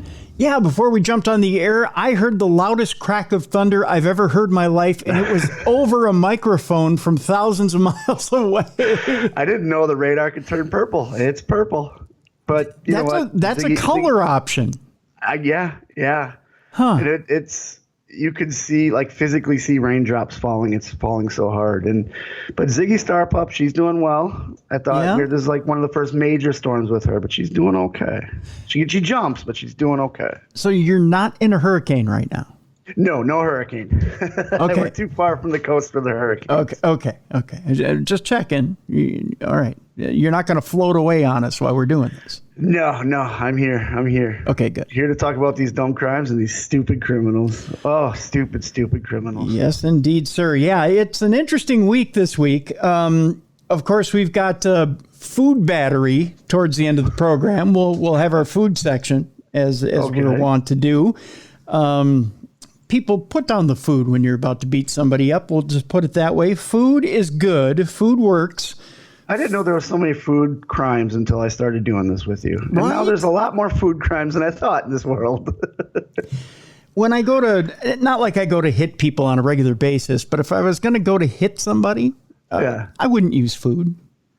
In a match or two, I've used food. I've used beer and I've used cake and pies, Twinkies. I could see pies and cakes. But I mean, we'll get to it at the end. We'll get there. We'll get there. It's just it's some odd choices this week. Okay. Yeah, odd choices. I don't get it. But speaking of people who deserve a beating, Bruiser, this is the what I like to call the Who Deserves a Beating from Bruiser section of the show. We've got 3 Georgia handymen who deserve a swift beating from Bruiser. That's how we're starting off the show today. 3 Georgia handymen accused of swindling a 90-year-old woman out of $118,000 Oh, that's just wrong. I'll line them up. You go ahead and start swinging, my friend. Oh, yeah, they're all getting punched in the mouth. Yep, we're going to Floyd County, Georgia, where 3 handymen stand accused of swindling a 90-year-old woman out of her life savings, according to WAGA TV. That's WAGA TV. Does Ziggy Starpup own that station? I think she does. Yeah. I'm thinking, that's something that she's the president of. Yeah, WAGA TV. The elderly woman hired 39-year-old Robert Criswell, 28-year-old Kyle Dover, and maybe his nickname should be Ben. And brother. It is 23-year-old Hunter Hammett for tree work and hanging shutters on her property. The men allegedly defrauded the woman out of $118,000 when she wrote them as many as 33 checks for work to be done. How could you feel good about yourself when you're swindling an old lady like that? That's not even a challenge. No, it's not. In some cases, the hired men reportedly followed the elderly woman to the bank for their cash. Oh, geez. Yeah. After the job, WAGA reports that trees and shrubs were left on the victim's property and the shutters were not fully attached. But I guess she's 90. She's not really inspecting everything. She's just trustworthy. Yeah. Well, it's not like she can get out there and go take a spin around the property either. Yeah. Yeah. Unless she's got a rascal. Well, that's true. Yeah. Exactly, Ziggy. I'd beat their ass too. She's just talking about how great her TV station's reporting on this story. Yeah, they did a very good job, Ziggy. I'm very pleased. According to a press release obtained by WAGA. We're going to giggle every time. Yeah, I know.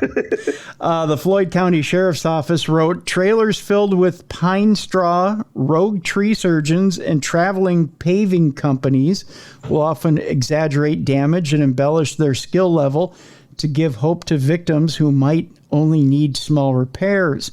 The press release continued, in return for little or no work being done, these scammers often drive away with small fortunes. Investigators believe the suspects were living at a campsite approximately 10 minutes from the woman's home. Authorities followed the suspects to the campsite and they were arrested on Wednesday, August 10th. Criswell and Dover were charged with exploitation of the elderly and theft by deception. Hammett was charged with exploitation of the elderly, theft by deception, and probation violation. Criswell and Dover remain held on $15,000 bond, while Hammett remains held without bond. I think they all should be held without bond. Yeah, but the thing is, since it's the other two weren't on probation or parole, it's their right to have bond. With the third one, because he was on probation or parole, that automatically you're going to jail. No getting out. Yeah. It's revoked. Yeah. I agree with it. I agree with it, but we have to, the law says you're innocent until proven guilty. So yeah, that's true. They give you a chance to get out of there. That is true. I saw this story last week on the news, and it was disturbing. I actually saw the video. And really? You saw this happen live, huh? I saw this video. I was watching a lot of times late night when I'm having issues, and I'm waiting for my gummies to kick in. I will sit up and I'll watch the bell ring. Evidently, I don't know what that was. I heard the bell ring. I didn't hear no bell. I was locked up with Ziggy there. I heard that. I think Ziggy wants to fight. She's chewing on a toy. Oh, I don't know what that was. Huh? Interesting. I was watching NBC Now, I think is what it's called. It's the overnight news service. Okay. And this story was so disturbing, and I'll tell you why here in a second. We're going to Irvine, California, where a 45-year-old dermatologist stands accused of poisoning her husband of 10 years. Ooh, a little Black Widow action. Yeah, but this happened over time. Yeah, normally poisonings do. When I hear about poisoning scandals, I'm talking like long term. Like more than 3 years. It was over the course of a month, but okay. I'll explain how she did it, because this is kind of bizarre, and the image was stunning, to put it mildly. And I'll explain here in a second. According to a news release from the Irvine Police Department on Thursday, August 4th, a man told authorities he believed he was being poisoned by his wife. No, you too. No, over the course of a month, the victim reportedly fell ill and became suspicious of his wife. Police said the victim was able to capture video evidence supporting his suspicion and turned it over to police. Who also goes by Emily, had allegedly been poisoning her husband without his knowledge for an unknown amount of time. The victim was reportedly able to capture pouring a drain cleaner into her husband's beverage on July 11th. The victim allegedly took a sip from the cup and exited the kitchen. According to police, was interviewed and a search warrant was executed at the home she shares with the victim. Was arrested and booked into Orange County Jail on August 4th. She was reportedly released the next day after posting bond. The victim is expected to recover after enduring significant internal injuries from the alleged poisoning. You're not supposed to be drinking that. There's a reason it's called drain cleaner. Right, exactly. The victim and suspect reportedly have 2 children together. In addition to the alleged poisoning, a domestic violence restraining order was filed against that according to KTLA. Yu's mother had allegedly physically, verbally, and emotionally abused the children. Now, here's the other thing that comes into play in this story as well. That's not reported in this particular story, but I was watching this again on NBC. He set up 2 cameras because he said he felt not only this burning in his throat, but in his stomach. And he'd gone to the doctor and he couldn't understand what was going on. He thought he actually was developing ulcers. Okay, yeah. The doctor did a series of tests and he said, well, you have some irritation in the throat and the stomach, but we can't understand what's going on. Right. He said, doctor, I think I'm being poisoned. And he said, I'm going to set up some cameras around the house. So what he did is he was drinking like a hot lemony tea. Okay. So he set up cameras in the kitchen area. And what he did was he heated up this cup and then he put like saran wrap or like a clear wrap over the cup. Okay. All right. Then he'd leave the room. And the wife walked in with the industrial size container. She was making sure she got that job done. Right, of Drano. And then she'd pour just a little bit into the cup and then put the saran wrap back over the cup. Yeah. And then put the drain cleaner like right back and act like nothing happened. Oh, geez. And she put the saran wrap back over the cup so that, she'd try to cover her tracks. And he'd come in and he'd sip out of the cup. Yeah. What if one of the kids got it? She didn't think that through. I don't think she cared. Yeah. Well, she did name them You and You Are. Yeah. That was bad. It was really bad.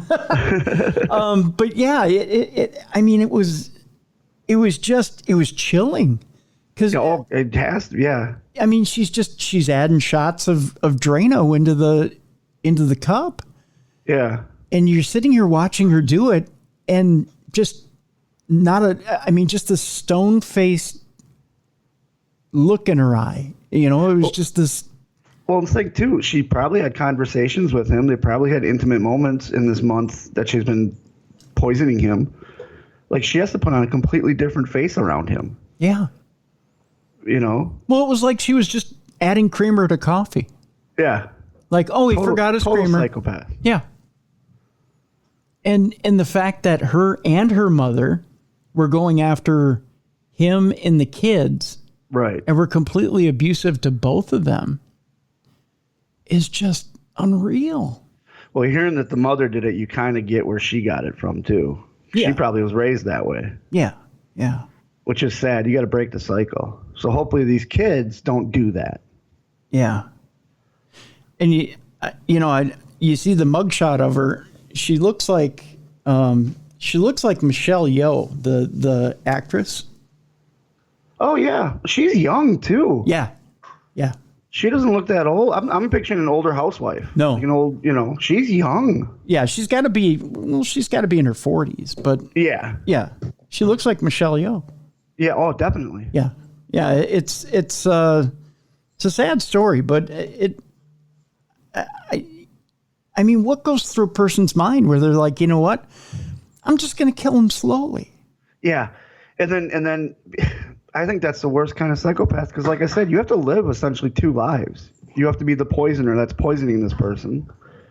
And then you have to be the person that cares and loves them and all that. And I know there's some version of killers that like to be the doctor, so they always keep the person sick by poisoning him like that. Mm-hmm. This just sounds like she just wanted to slowly get him out of her life. Yeah. Yep. Did they interview her on any of the article obviously, but did they interview her on the thing you saw where she gave a reason why? No, she hasn't been interviewed as of yet. Nope. I'm curious to know why that route. Yeah, I don't know. Because if he died, they'll do a toxicology report and find out Drano in his system. Yeah, she'll eventually get caught. Yeah, because in the toxicology report will be the Drano. Yep. Because that doesn't leave the system very easily. No. Yeah. From one husband to another being assaulted. You might have heard this story already, but singer Michelle Branch is arrested for allegedly assaulting her husband. And there's an there's an interesting twist to this. Okay, I did not hear the story, so I'm excited to see what the twist is. You haven't heard this story as of yet?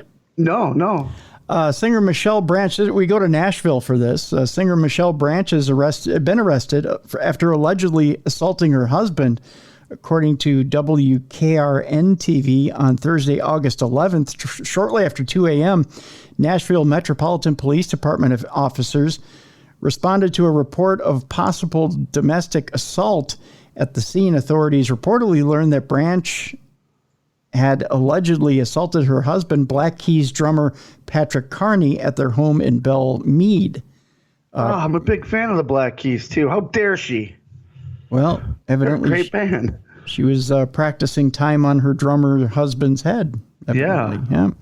Yeah. Branch and her husband were reportedly having marital issues. Their arguing eventually escalated, and Michelle allegedly slapped Carney in the face 1 or 2 times. The 39-year-old singer was arrested and booked into the Davidson County Metro Jail on August 11th. She was later released on bond. Branch and her husband reportedly married in April 2019 and have 2 children. Now, interestingly enough, Michelle Branch went on to, now she was arrested at 2 a.m. Right. She went on to Twitter at midnight and had made mention of something that about to happen, or made a mention of, I'm trying to remember how it went down. She was letting her followers know that she may be gone for a little bit. Yeah. Without saying why. Essentially, yeah. She said that... it's not like she can go on Twitter and go, I just slapped the shit out of my husband and the police are on their way. She essentially said something to the effect of... there's going to be some trouble in paradise, put it that way. Okay. Yeah. So, yeah, there was an issue there. Yeah. And I don't have the exact tweet in front of me, but let's just say that there was a tweet that was put out there. So it was one of those, what do they call it? A cryptic tweet. Yes, there you go. Yes, a cryptic tweet put out by Michelle Branch. So she knew she was getting in trouble. Yeah. And she pretty much put it out there that there was hell to pay. Did they say there was drugs and alcohol involved, or was it just a fight got out of hand? She just decided she was going after him. Oh. Well, hopefully she gets the help that she needs. I think he's the one who needs help at this point. He needs to go. They need to go on tour is what it is. Hell hath no fury like a woman scorned, my friend. She had already made up her mind she was going after him. That's for sure.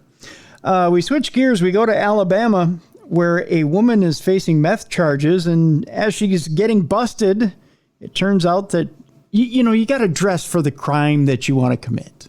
Well, yeah, we had that one story where the guy wore the shirt about how he does drugs, and he's arrested for drugs possession. You got to dress accordingly. That's right. This woman was busted on meth charges, so obviously she's wearing... Well, let's see. It's got to be a shirt talking about meth or drugs. She's wearing a Walter White T-shirt. Oh, Breaking Bad. There you go. Look at that. Yeah. In Alabama... We had stories about the guy wearing a mugshot of somebody, and then that was his mugshot. So now she's wearing a famous person who's known for making meth. See, there you go. An Alabama woman facing methamphetamine charges was wearing a Walter White T-shirt when arrested. It says last night, but this was actually August 9th, so it was a little bit ago. It was a while ago. Yeah, she was arrested on August 8th for failing to appear in court on the drug counts. 50-year-old Misty Mays. Oh, that's a dancing name if I've ever heard one. That's her stage name. Coming to the stage. Misty Mays.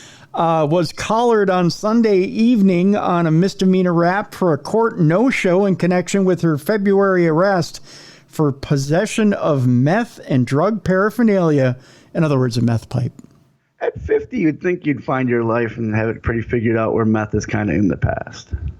Hey, I'll tell you, as speaking from the 50 crowd, I was gonna say you're looking at the meth now, huh? I may switch her up to meth because energy is a rare thing in my world.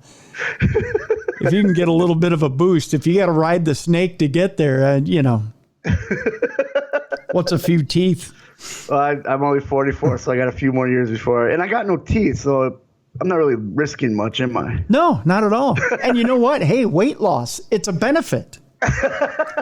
Just saying, Mays was arrested earlier this year following an 11:30 p.m. traffic stop in, is it Wetumpka? Wetumpka. I'm sure people will email me and tell me. A city about 20 miles north of Montgomery. Police search turned up the meth in the pipe, according to investigators, as seen above, which you can't see because it's radio. When Mays was apprehended on the failure to appear rap, she was wearing a mint-colored shirt with a large photo of White, a teacher turned meth kingpin portrayed by Bryan Cranston in Breaking Bad. In the photo, White Cranston is pictured surrounded by stacks of cash, which she probably doesn't have a lot of if she's, hitting the meth pipe. Yeah. Because he never did the meth in the show, right? I've only seen one episode of it. No. Never watched it. No. Wasn't a fan. Like Ice-T used to say, never get high on your own supply. Yeah, I've heard numerous drug dealers say, you want to get rich, you don't do your stuff. That's right. Mays is being held in the Elmore County lockup in lieu of $20,500 bond. Yikes. She better start selling that meth if she wants to pay for that. Or it's going to be a lot of lap dances from Misty Mays. that kind of, what was it? It was Billy Mays that used to sell he was the ultimate pitch guy. Yeah, he was the ShamWow. ShamWow. Yeah. No, he wasn't ShamWow. ShamWow was the other guy that bit the hooker. Billy Mays was... Wasn't Billy Mays ShamWow? Maybe he was. I thought the ShamWow guy... No, ShamWow guy bit the hooker in the face, and he's the one that threw the ShamWow over his shoulder and landed perfectly in the sink. Billy Mays did the... what's the stuff that works underwater? It also works underwater. It's like a glue... You know what I'm talking about? It's got the glue. Or you're not talking about Flex Seal. Yes, you used to do Flex Seal. I use that to repair my casts. Yeah. We were talking about it. Yeah, Billy Mays was the original Flex Seal guy and he died of a heart attack on a plane, and I think it's because of all the cocaine he was using.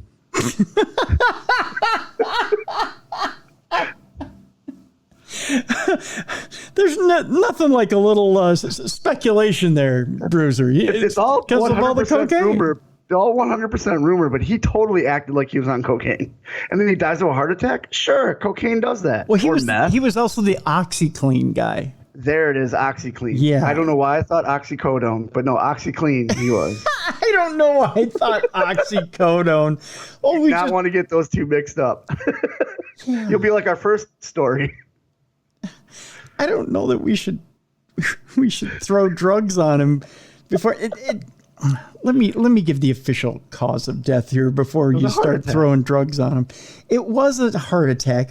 After an initial autopsy in 2009, Bernard Adams, the Hillsborough County, Florida medical examiner, stated that Mays suffered from hypertensive heart disease, and that heart disease was likely the cause of death. It was from all that shouting.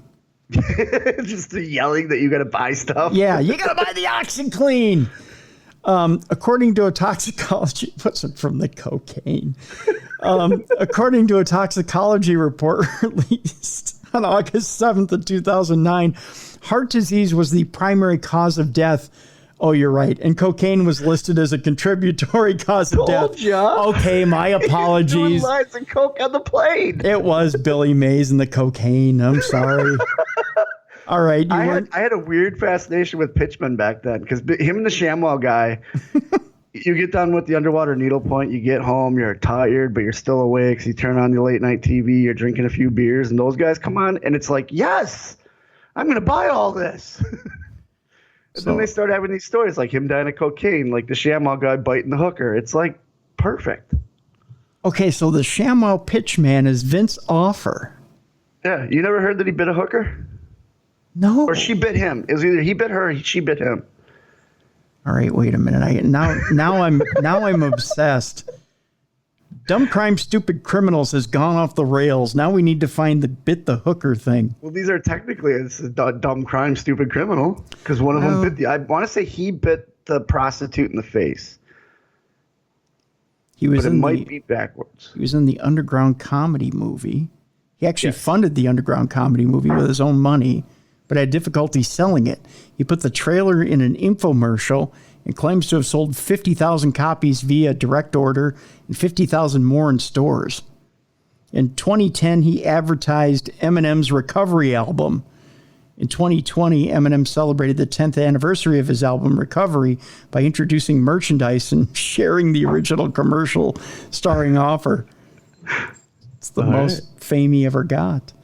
Okay, let me see here. Oh, that's right. He also advertised the slap chop.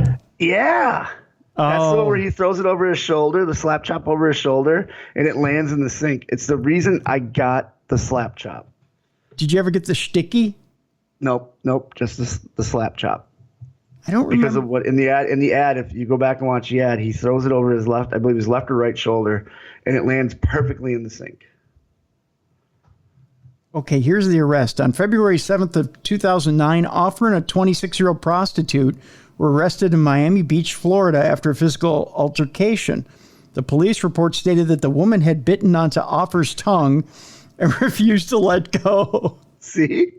At which point, Offer began beating her and left her with lacerations and fractures. That's called the slap chop, I guess. Police later released photos of the bloodied Offer, hotel room, and the battered woman. Prosecutors later declined to file formal charges against either person. When Offer later spoke of the arrest, he stated, "It probably saved my life." Vince Offer married Melody Claire Mandate on April 18th of 2014. Mandate filed for divorce on October 18th of 2018. So it was a good long marriage. Oh yeah, 4 years. Yeah. But you know those late night talk show guys, they're all about the money, the drugs, and the women. So you got the slap chop, but did you ever get the crank chop? No, that sounds dirty. It does, doesn't it? I don't want anybody chopping anything near my crank. Neither do I. No. Interesting. The crank chop, by the way, if you didn't know what that is, it says the crank chop infomercial demonstrating the abilities of the product that slices and dices food with the pull of a nylon cord. Oh, okay. The crank chop. That was the time period of where we just wanted to chop things up as quick as possible.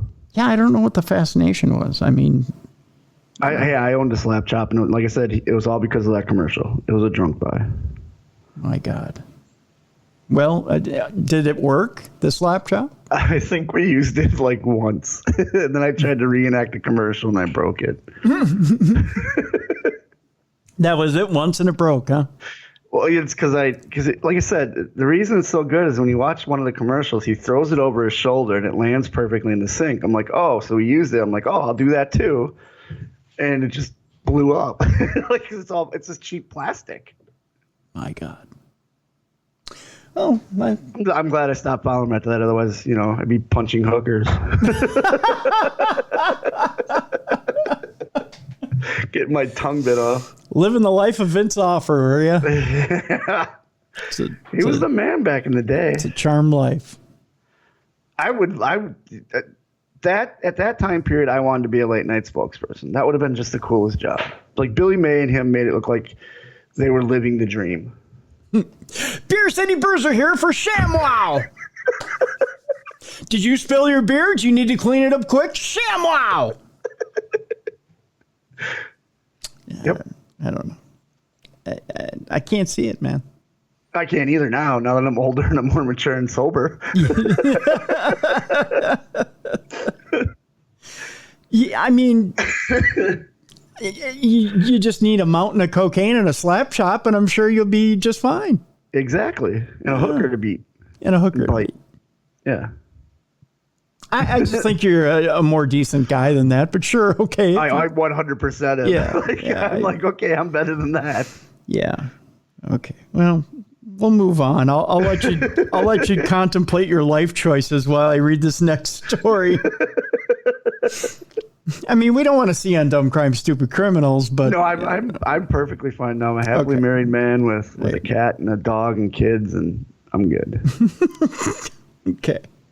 Just the thought of even doing cocaine anymore, like my heart already explodes, or meth.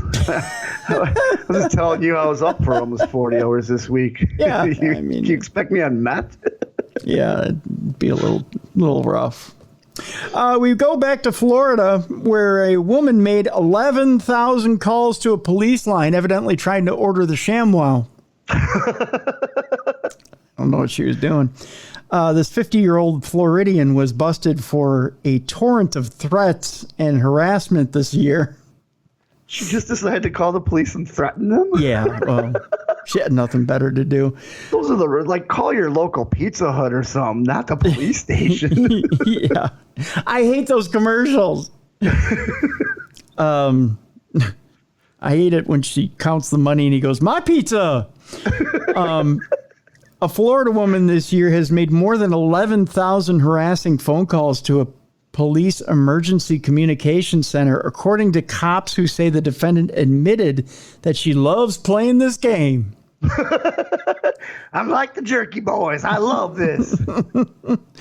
50-year-old Carla Jefferson was busted Monday evening on a misdemeanor charge of placing a torrent of phone calls to the St. Petersburg Police Department in the Pinellas County Sheriff's Office.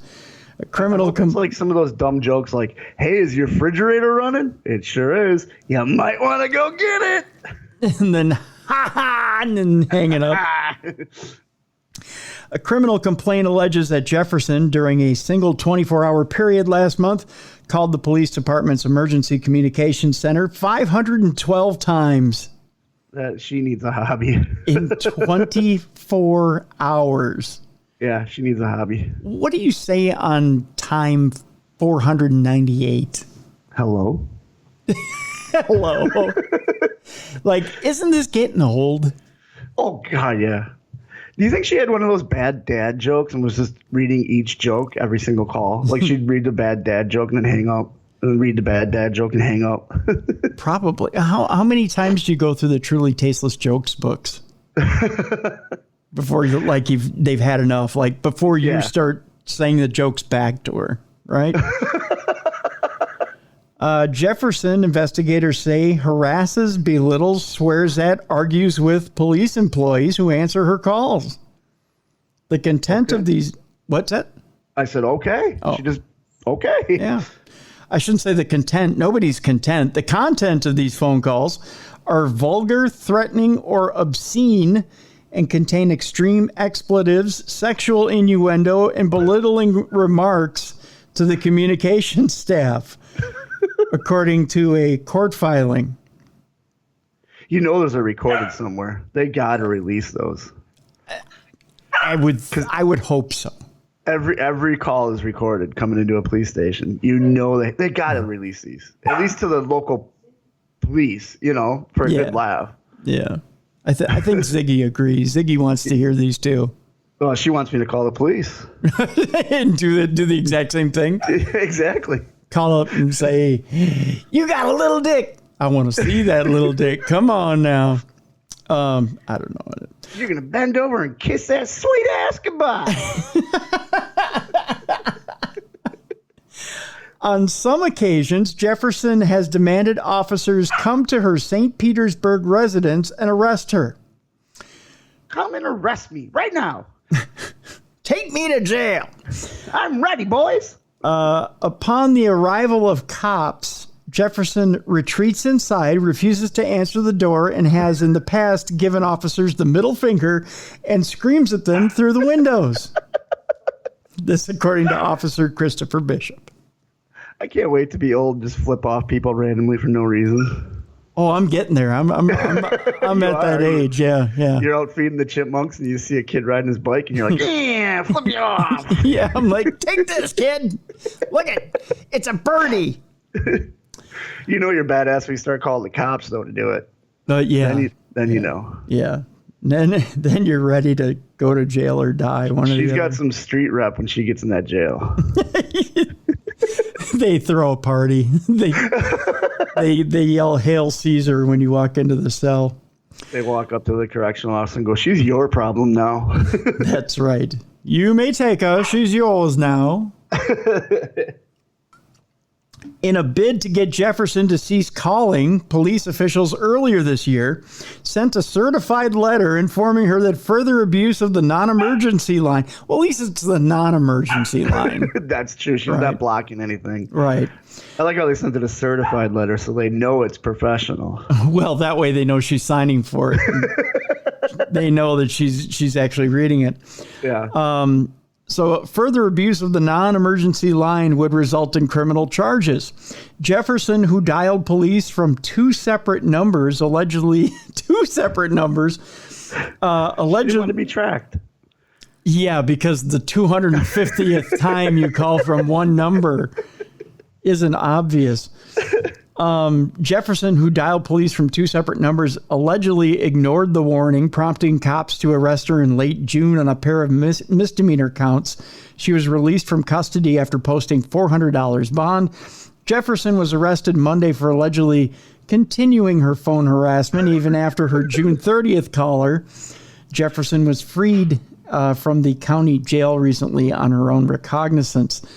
Investigators say that Jefferson's 11,000 plus calls account for approximately 10% of the total call volume of the St. Petersburg Police Department non-emergency number. Wow. In her defense, the second time she thought it was the survey she was calling. You know, you get done at a restaurant or someplace. Yeah, you have a survey. Yeah, that's what it was. She got out of jail. They said, here, call this number for a survey. This Cracker Barrel is terrible. Jefferson's criminal history includes multiple felony and misdemeanor battery convictions and a total of 6 years in state prison. Somebody's got a rage problem. Yeah, this somebody needs to check on this lady. This girl needs a hug. That's what it is. A hug badly. Come over here and get a hug. Come on now. Let's go to Pennsylvania, where if you think that woman has a rage problem, I do. Boy, you haven't seen anything yet, Bruiser. Worse than 11,000 calls to a police station, huh? Oh, yeah. A Pennsylvania woman is accused of setting an ex's car on fire using a spell book and then pointing a loaded shotgun at him. Witches don't use guns. Oh, yeah? Well, when the hocus pocus, they didn't. Well, when the spell book fails, you got to have backup. 47-year That's a horror movie right there. When the spell book fails, the shotgun doesn't. 47-year-old woman was taken into custody after she allegedly threatened her ex with a loaded shotgun and used a spell book to light his car on fire. I'm curious how. It's good kindling, evidently. I guess. Yeah. Like she just put it on there and used the match anyway. Yep. Court documents show Christy Malsey was charged with reckless burning or exploding. That's a charge? Reckless exploding is a charge, huh? I didn't know there was responsible exploding. I didn't either. 2 counts of terroristic threats with intent to terrorize others and simple assault. How can you have simple assault and reckless exploding in the same charge? Well, because if it was intentional exploding, then it's assault. It's not simple anymore. I see. She was booked into the Cambria County Jail and is being held on $25,000 bail. According to court documents cited by WTAJ-TV on July 30th, Malsey allegedly went to BK's Classics, which is a used car dealership in Story Creek Township, to confront her ex-boyfriend at work. Oh, that always works. That's a good plan. Yeah. Confront him at work where he can have time to sit there and talk to you. Oh, yeah, especially being a used car salesman. Yeah, plenty of time. Yeah. When she got into his office, Malsey reportedly said she was going to kill him and her mother. Then picked up a loaded shotgun from his office. There's probably a reason he has one there. I was going to say, why does he have a shotgun in his office? But after hearing about this lady, I understand. Probably because he's dating a middle-aged witch. Yeah, That's why he has one. And pointed it at his head. Oh, okay. Good. Yeah, good. That was a good investment there, bud. Yep. She reportedly hit him with it several times, but he grabbed the barrel. He put his finger in it. Can't shoot it now. Can't shoot it now. I learned this on Bugs Bunny. The ex reportedly pushed Malsey back and called an employee for help, who then removed her from the building. Outside the dealership, Malsey allegedly set a 2012 Ford Focus ablaze. Wait, he's a used car salesman? He drives a 2012 Ford Focus? No, I think this was outside in the lot. Oh, okay. This was for sale. Gotcha. Yeah, she randomly picked a 2012 Ford Focus. Because that'll do it. Well, evidently they light up easy. I have no idea. She set a 2012 Ford Focus ablaze using the Wicca Book of Spells and putting burning pieces of paper inside the car. Beware, owners of 2012 Ford Focuses. Your Ford Focus can go up in flames using a Wicca Book of Spells. Check the Carfax. Yes, check the Carfax. The employee reportedly saw the fire and helped put it out using a fire extinguisher. The ex allegedly found pages from the spell book in the engine of a car he was working on. What a nice little threat. Yeah, well, you know, she's a sporty gal. She's spirited. WGAC TV reports investigators found other pages of the spell book on the ground in the parking lot, and witnesses allegedly believe she was practicing witchcraft. Was this book even put together, or does she have a binder of spells and as she's running away, they're just falling out of the binder behind her? You know what I mean? Like someone that's late to class and they're trying to get their stuff out of their locker. I just picture this witch running through this lot with this spell book pages floating all around her. Sounds like you were starting a country song there. Got pages floating from the binder behind her. Exactly, Ziggy. She took my shotgun and hit me in the head. She set my Ford Focus ablaze. She lost her spell book and her mind.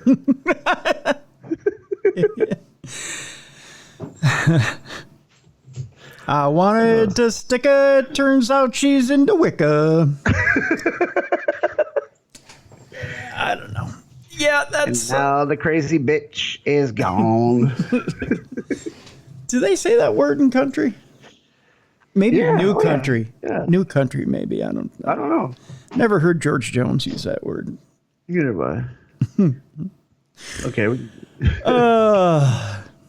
Good times. Hey, let's go to Arizona, where if you thought setting Ford Focuses was bad on fire, I don't know, I'm speaking like Yoda now. If you thought setting Ford Focuses on fire was bad. Bad Yoda impression. An Arizona man is accused of intentionally running over someone with a car and then stomping on his head. Oh, because the car wasn't enough. Yeah. There's a little thing called overkill. Yeah. Oh, big time. Yeah. We go to Mesa, Arizona, where a 61-year-old man was arrested after allegedly using his car to fatally run over a man and stomp on him. Oops. Yikes. According to a news release from the Mesa Police Department on August 12th, shortly after 12:30 p.m., officers responded near East Calder, Mesa, to a report of a vehicular crash. At the scene, the victim, 63-year-old Christopher Heimer, was reportedly pronounced dead. Upon further investigation, police learned through video surveillance, camera footage, and witness interviews that Heimer was walking westbound on Alder as John Lagana was driving eastbound. Lagana allegedly swerved off the road and struck Heimer. Heimer was thrown into the yard of a fourplex apartment building, according to police. Lagana reportedly drove down the sidewalk and damaged mailboxes before turning around and heading towards Heimer again. Oh, geez. Yeah.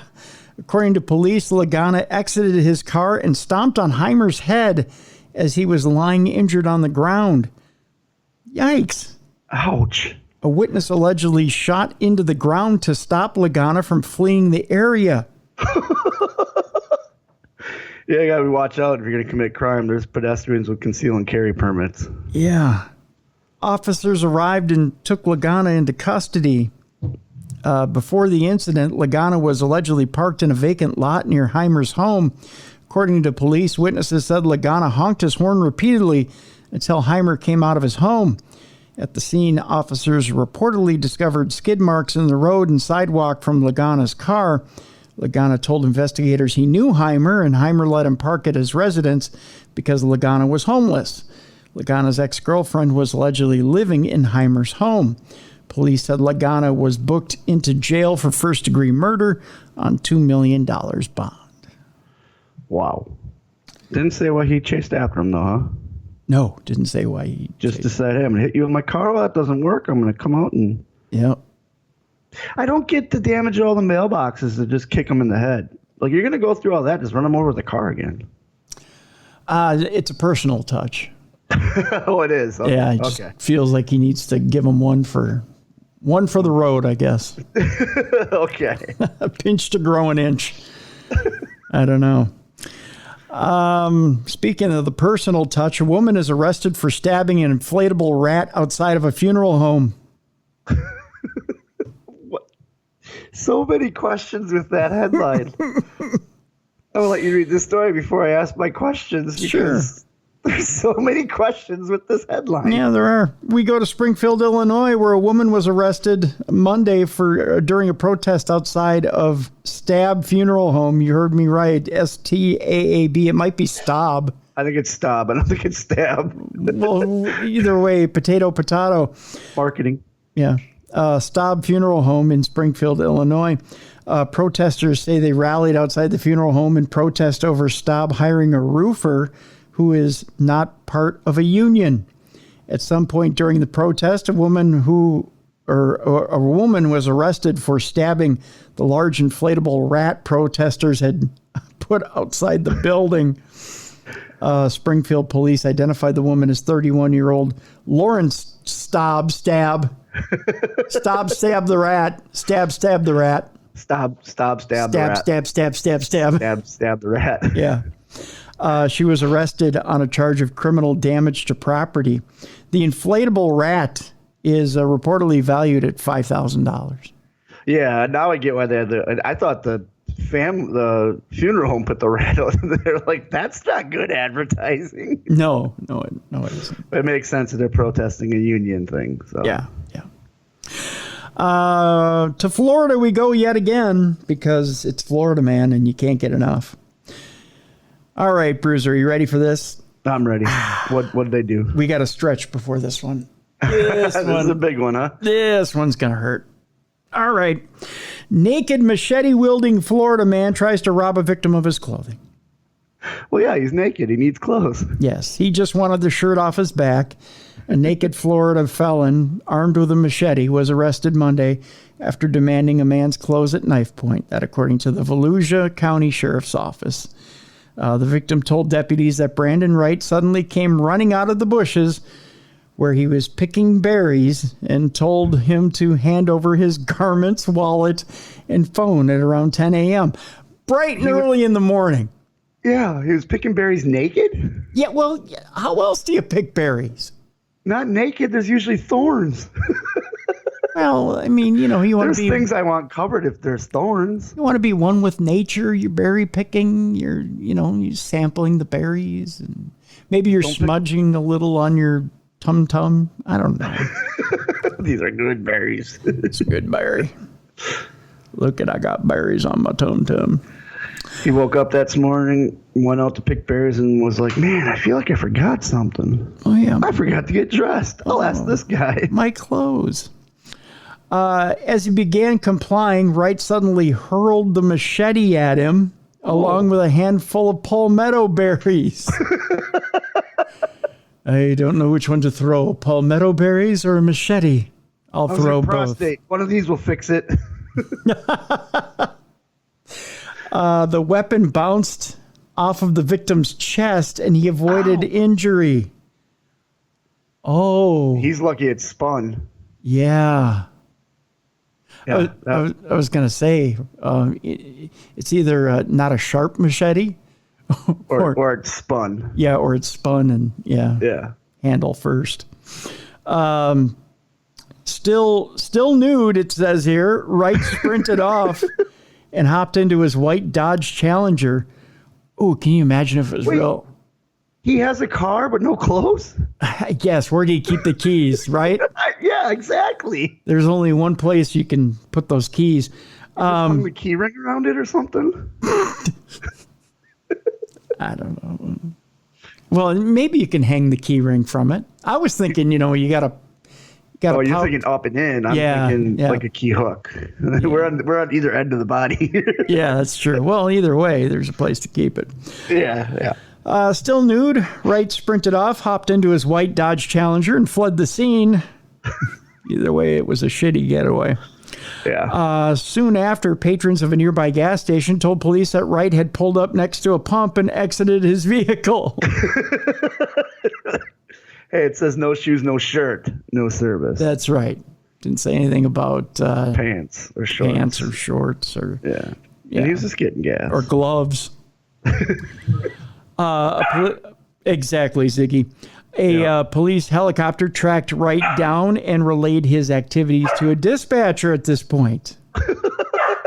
Oh, my God. Poor helicopter guy's got to follow the naked guy around. Right.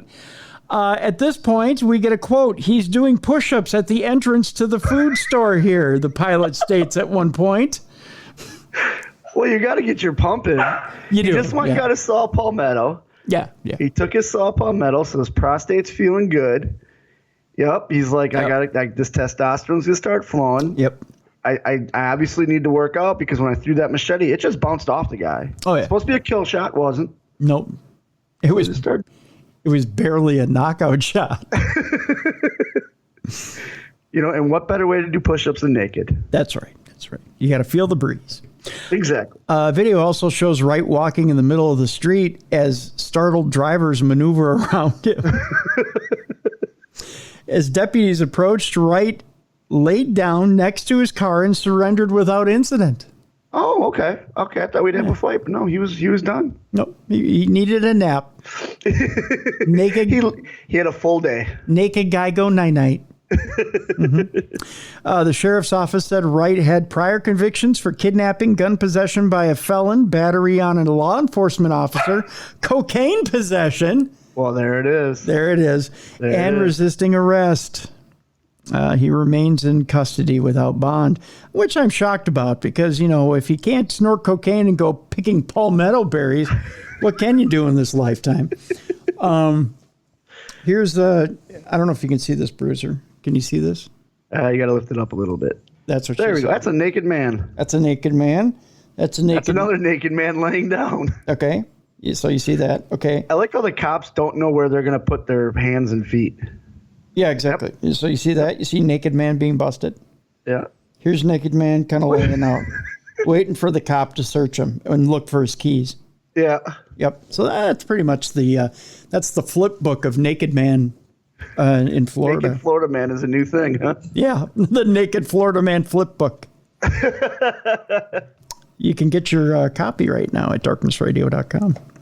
Just kidding. You can't. No, you can't. Good luck trying to find that one. Just saying. No, I'm going to get requests. When is it going to be on sale? We're going to have to now make a Florida Naked Man flip book, aren't we? Yep. And as you flip it, you just see this big thing rise up and then rise down. And then like a keychain slide down and then slide back. Yep. You see him hide his keys and then pull them back out again. Okay. Next, we stay in Florida.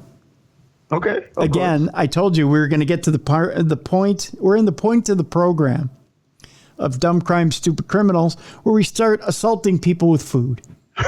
All right, here we go. Yes. Strap in, folks. Our apologies to our sponsor, HelloFresh. The buffet is open. That's right. We encourage you, please, people, don't assault people with food. No, eat it. Yeah. Especially from HelloFresh. That's right. Eat the food. Don't assault people with it. We start with a 42-year-old Floridian, a woman who is busted for a meat attack on a male partner. And it's not the meat you're thinking of. Exactly, Ziggy. A 42-year-old Floridian threw a raw steak at her victim. God, that's probably a good steak. You want it rare? He probably asked for it well done. And she's like, over my dead body. Mm-hmm. Because you should never eat a well done steak. You never should. No, that's just shoe leather at that point. Yeah. Florida woman is facing a domestic assault charge for allegedly throwing a raw steak at her partner during a confrontation Sunday night in their residence. Police say 42-year-old Rochelle Wright and the male victim were involved in a verbal argument and were intoxicated. There's a shock. Oh, yeah. When the uncooked meat went airborne. You think he stopped and yelled at her like, that was $13 right there. What are you doing? $13? Where are you getting your meat? That's relatively cheap. Oh, is it? Well, I mean, I'm getting my meat from HelloFresh, so I don't know. Well, I mean, if you're talking like an 8-ounce filet mignon, mignon, Oh, yeah. 8 ounces between $25 and $28. Do you think they're eating filet mignon though? I don't. In Florida, I don't know. I think they're drinking a bunch of Mickeys and they probably get like a chopstick. Maybe. They're probably eating minute steaks and yeah, it's probably a minute steak. You're right. It's probably a $5 to $6 piece of meat. So they were involved in a verbal argument and were intoxicated when the uncooked meat went airborne. Wright and the man, cops report, have been together for 20 years and are the parents of a juvenile. Oh, okay. Probably juvenile delinquent. It's my guess. Probably. According to a criminal complaint, Wright became angry at the victim while he was seated in a chair inside the family's home in Tarpon Springs. Oh, have you ever been to Tarpon Springs? No, but I hear it's wonderful, actually. It is, yeah. Tarpon Springs is a wonderful town. Wright, investigators allege, subsequently picked up the steak and threw it at the victim. The meat, however, missed its mark. Instead, the steak struck the victim's chair in a nearby wall. Oh, so that's a double banger. That's a bing bang. Yeah, that's nice. You got some carom on that deal. Yeah. When questioned by police, Wright reportedly copped to the meat flinging, saying she was tired of his behavior and they're arguing. Right. Yeah, so throw meat at him. Yeah, Wright was arrested for domestic assault and booked into the county jail for the misdemeanor charge. She was released from custody on her own recognizance. The complaint notes that the steak identified as a weapon was not confiscated by police, but if it was, it would have been cooked about medium rare. Yeah. And served maybe with a nice béarnaise sauce. We're not quite sure, though. See, what they're hoping is that she throws the baked potato next. Yes. Then they'll have a steak and potato, yeah. Yeah, butter and sour cream on the side, please. Exactly, yeah. Yeah. So that's what they're just waiting for, is them to get into an argument again, her throw baked potato. That's right. We continue with the felonious food action. I love this segment. This is great. Well, not for the food, but no. Like, do you think could you eat that steak and hit his chair and hit the wall? So you can still eat it. Yeah, just rinse it off in the sink and cook it up. Yeah. I mean, that's what I do, but that's just me. A boyfriend is jailed after a felonious cheeseburger battery at Burger King. Why? Why would you eat the cheeseburger? The meat's always better at Burger King. That's what the lyric goes in that rap song. Yes. The meat tastes better at Burger King. During an argument at Burger King, a Florida man threw a cheeseburger at his... First of all, before we even start with this, who's got the better cheeseburgers? McDonald's? Burger King? I think Burger King. I think so, too. I like the flame-broiled cheeseburger. I do, too. I do. Yeah. Like, it tastes better to me. I don't know. Yeah. Like, I prefer Whopper over Big Mac. See, I do, too. Yeah. Yeah. We're about to start a burger war here, I'm sure. I'm sure we are. And we're leaving out the best. The best is Wendy's. Oh, see, now you're throwing well, I think they're the best. I'm Wendy's all the way. Yeah. In fact, I will rank Wendy's, Burger King, McDonald's. I'm going on record. Really? At BCB Winchester, if you want to argue. But yes, Wendy's, Burger King, McDonald's. See, there's something that, I'd say maybe 10, 15 years ago, you're right. Yeah. But I think Wendy's has gone downhill. I disagree. I think they've gone uphill. I think since Dave died. I think they've gone uphill. Really? I have to I would have to disagree. I'm not going to throw a cheeseburger at you, Tim, but I have to disagree. Hey, you throw a cheeseburger at me, I'll be like Ziggy. I'll catch it before it even hits the ground in my mouth. I won't even use hands. You'll eat it all one down. Yep. Look at that. one bite, my friend. Yeah, see, I think the last 10 years, Wendy's has gone downhill a little bit. I have to disagree. I think it's gone up. Really? There's something about it, especially the burgers with bacon on it. Their bacon is so good. Yeah, their bacon is good. Yeah. Although I tell you, their chili damn near sent me to the hospital. Did it? Yeah, it triggers my gallbladder. Okay, I can see that. Yeah. It's got a little bit of kick to it, so I can see that. Yeah, it triggers my gallbladder big time. But I only can eat their chili in the wintertime, though. It's something weird about it. It's like I'm only craving it in the wintertime. Yeah, I can see that. Yeah. Yeah, but I could. Yeah, I mean their burgers are pretty good. Pretty good. But you think Burger King ahead, huh? What's that? You're going Burger King, then Wendy's and McDonald's, or are you going Burger King, McDonald's, Wendy's? I think Wendy's has the edge there. Wendy's has the edge. All right. Although there's a place here in town in the Twin Cities. Yeah. Although, you know what? I'm gonna throw a monkey wrench here because I know you probably have it down there, but you probably didn't have it in Wisconsin. What? Do you have Five Guys? Yeah, we have it in both, and I hate those. You don't like Five Guys? Sends me straight to the toilet. Really? Every time. Huh. If I'm trying to lose weight, I eat it. Because I get it as soon I'm telling you, Tim, as soon as I throw my garbage away, I have to go into the bathroom. Really? Yeah. Is it the grease? It has to be. I don't know, but I feel lubed up and like, okay, I have to sit down and go now. Yeah. I'm sorry, I don't mean to laugh, but but that's funny. I think Five Guys. I'll take a Five Guys over. That doesn't sound right. I'll take a Five Guys over the rest of them. You'll take a Five Guys over a Wendy's, huh? I'll take Five Guys over Wendy's any day. That'll give me some emails. Oh boy. Yeah. I see. I don't have that issue with Five Guys. If I have mushrooms on it, do you get it with mushrooms? Oh yeah, you gotta mushrooms. Mushrooms. Bacon. It's the mushrooms that's lubing you up, man. I've tried without the mushrooms. It's just. Yeah. Really? Yeah. And I used to like it because they always have peanuts and stuff there you can eat while you're waiting. Yeah.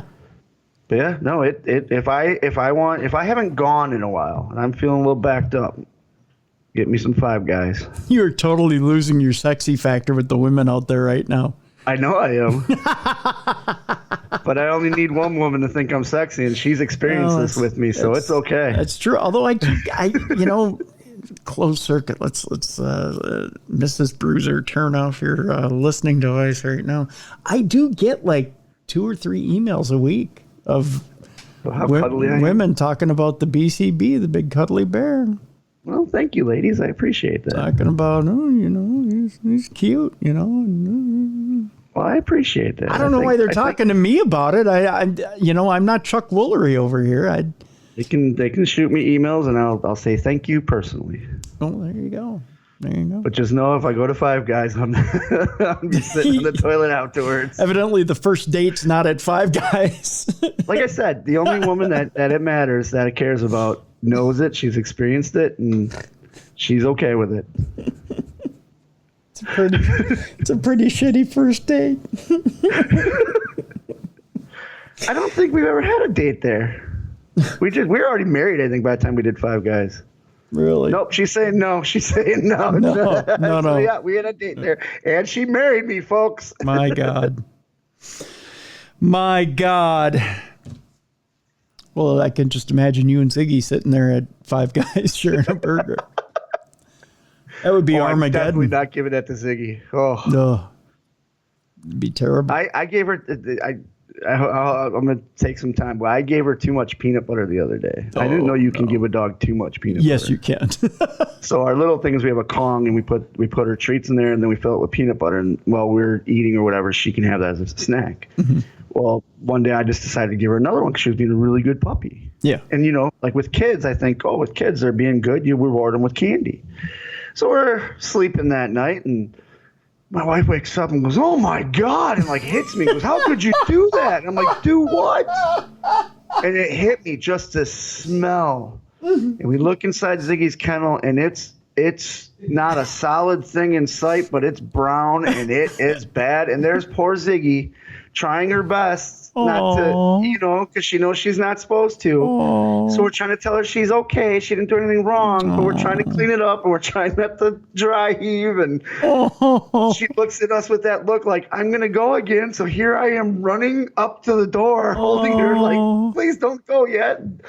We had to wash her. We had to wash all the everything. And then afterwards, it was like telling her she was okay. She didn't do anything wrong. But now I make sure we monitor her peanut butter consumption.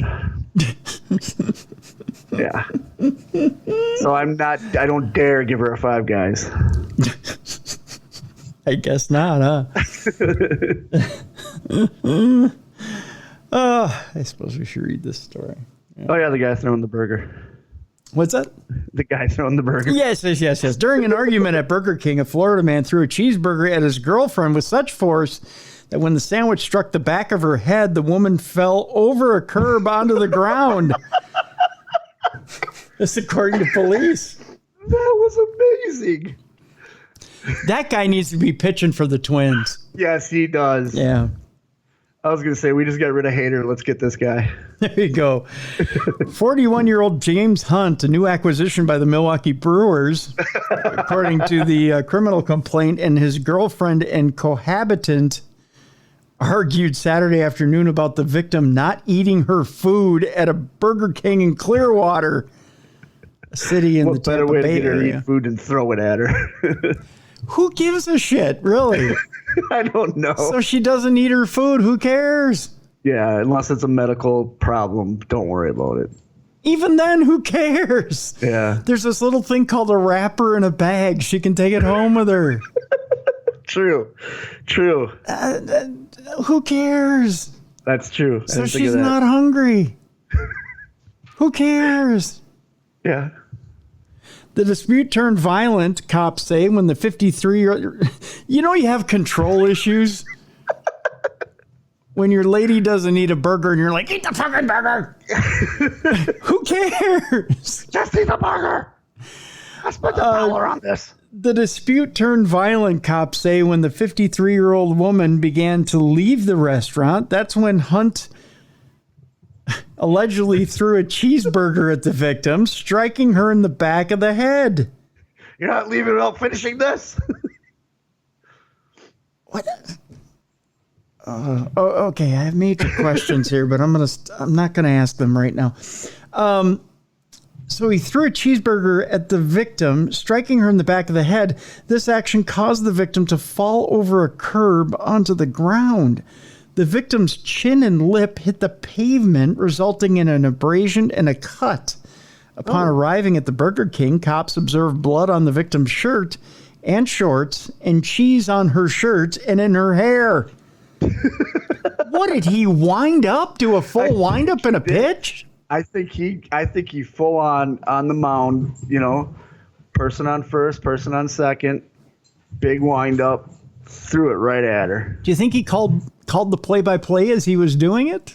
Yeah, oh yeah, he was you know what? He was at Fenway Park, sold out stadium, bottom of the ninth, down by one. Actually, up by one. Got to strike this person out. Yeah. Beans are in the head. Jeez. Well, Hunt reportedly admitted to throwing the burger at the victim. He denied striking her while she was down. Oh, of course he did. He's a classy gentleman. Oh, yeah. He wouldn't hit her when she's down. No. Hunt also told police that he did not think the cheeseburger strike caused her to slip on the curb and fall onto the ground. Charged with felony domestic battery, Hunt is being held in the county jail on $15,000 bond and has been ordered by a judge to have no contact with the victim. Hunt, identified as a mechanic in court papers, has 2 prior domestic battery convictions, both of which date back to 2002 in Arkansas. He needs anger management. He needs something. First of all, I think the guy's got mommy issues, one. Two, I don't know. I could go into a psychiatric profile on this guy, but he's just, I don't know. How would we just say he's not right in the head? Yeah, exactly. Not right in the head by far. Finally, on the program today, balls well that ends well. That's going to be the title of our Florida Naked Man Foot book. That's right. Balls well that ends well.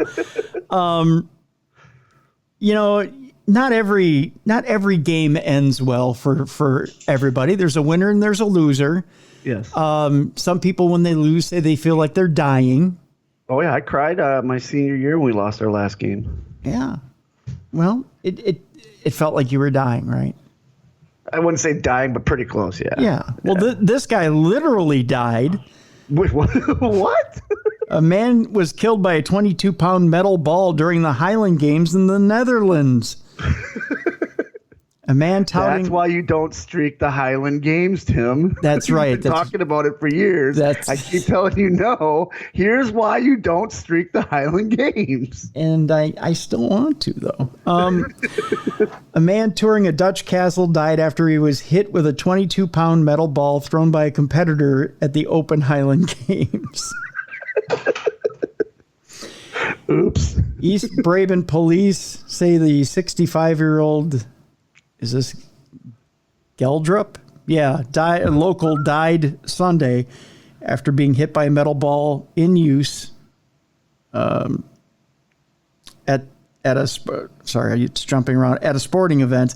The man was touring the Geldrup Castle Gardens in the southeastern Netherlands when the ball went over a wall and struck him, killing him instantly. So the people on the field are celebrating because this guy just launched it over the wall. They're like, "Oh my God, look at that throw!" And on the other side, the guy just going about his business. Yep, it's just like, boom. Hey, how come we yell heads up? Yeah, that's a good question. Because somebody probably yelled heads up, and you went, "Huh?" Yep, Bam. And boom. Yep. The pendulum dropped. We saw the ball go over the hedge, and then we heard a woman screaming very loudly, said one witness. It wasn't a spectator, so he didn't see the ball coming at all. Hence the heads up. Exactly. Yeah.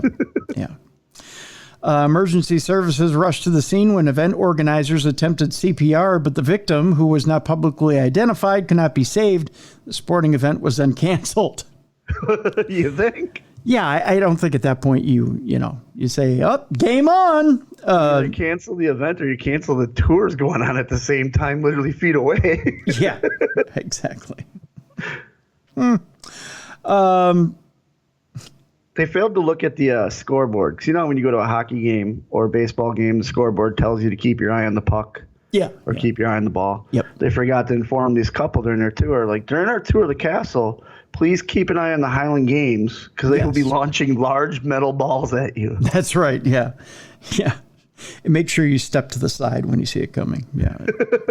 Don't stand there thinking it's going to change trajectory either. Yeah. This is an interesting quote. We are flabbergasted that something like this can happen, said organizer. I believe is it Adri Geertz? Adri Geertz, I believe. Chairman of the Foundation Village Marketing, Geldrop Mirlo. You don't expect it. It is the biggest disaster that can happen to all of us. We're devastated. Not all of us. Just the one guy. Yeah, just the one guy. Just the one guy. And hey, it can happen. Like the player is probably excited because his stats went way up. Yeah, exactly. Yeah. Just ask the one guy at the baseball game who gets hit in the head by a foul ball. He didn't think it could happen to him, but it did. Yeah. According to witnesses, the athlete who threw the ball was one of the top competitors in the sport. They call him Old Eagle Eye Dick. No, I'm just kidding. The boy who... Now his new nickname's Killer. Yeah, his new name is Killer, exactly. The boy who swung the ball was completely upset, one person said. He was not a rookie, but really a top player who had already participated in big competitions before. Geertz said all the competitors were distraught over the death and were being provided with services. He said he has not spoken to the athlete who threw the hammer. I haven't spoken to him myself, but he's completely beside himself. This should never have happened to him, Geertz said. There are players who practice this game internationally at a high level and with a lot of experiences and are extremely experienced, but then apparently an accident can happen, he added. Deputy Mayor Hans Vandelaar released a statement offering condolences to the family. We are all very affected by this terrible accident. Our condolences go out to the bereaved families, Lahr said. Netherlands police are investigating. And the wife got a T-shirt. Yes, she did. She got a souvenir T-shirt saying, I went to the event and all I got were balls to the chin. So there you go. That's Dumb Crime, Stupid Criminals for today. Love it. Yeah, love it. Is that in bad taste? I can never tell. That brings a whole new meaning to balls to the wall, doesn't it? It does. It does. It really does. I want to thank our guest today, who luckily didn't have to put up with this part of the program. That's our offer, and Leigh Hunt. By the way, the book, we should clarify, I Don't Like Mondays, is available at Wild Blue Press and is not on sale until August 30th. But please go to Wild Blue Press, and I have a hard time saying that, Wild Blue Press, wildbluepress.com, and pre-order, because by the time you order, get your order and pay for it, it will be shipped out and to you, and you'll have it by the release date. So there you go. But yeah, pre-order that, and it's important to pre-order it ahead of time. Be one of the first to have that book in your hands. I'll tell you, I read it over the weekend. Fascinating book. It's a fascinating book. Lots of good stuff in there, and really, we just scratched the surface today on that book with Leigh Hunt. And again, like I said, the story in itself of America's first modern school shooting is, if you were alive in 1979, is a fascinating one. Most of us were latchkey kids back then. It's very relatable. And you think, I could have been, one turn to the left or to the right of being a lot like that kid. And you think, it's just one of those things, and you think about where we're at in society now, and how do we go about stemming the tide of school shootings? It's one of those things that makes you think, especially with the case of Brenda Spencer. Bruiser, what have we got going on with you here with the underwater needlepoint? Training on Wednesdays at the AML Training Center. And then this weekend, I make my return to Bristol, Tennessee. Really? Yes, I'm wrestling Jason Kincaid. And a few viewers actually have reached out to me on social media saying they will be there. So if you are there, thank you. Please come up and say hello, get a picture. And if you want to say hello to the cruiser, I will make sure it gets back to him. Right on.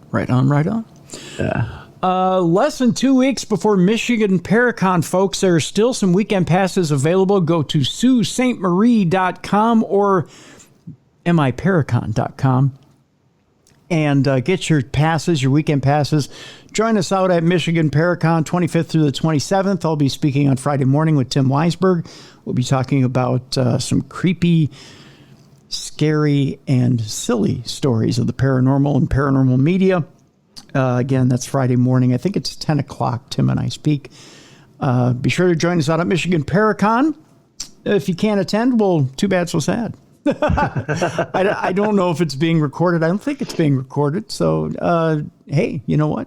Come on out. If you want to see me at other paranormal conventions, here's what you do. You get a hold of that promoter and say, hey, I want to see Tim from Darkness Radio out at your convention. Get a hold of that promoter and say, how come I don't see Tim Dennis at your convention? I keep seeing the same old people at your convention.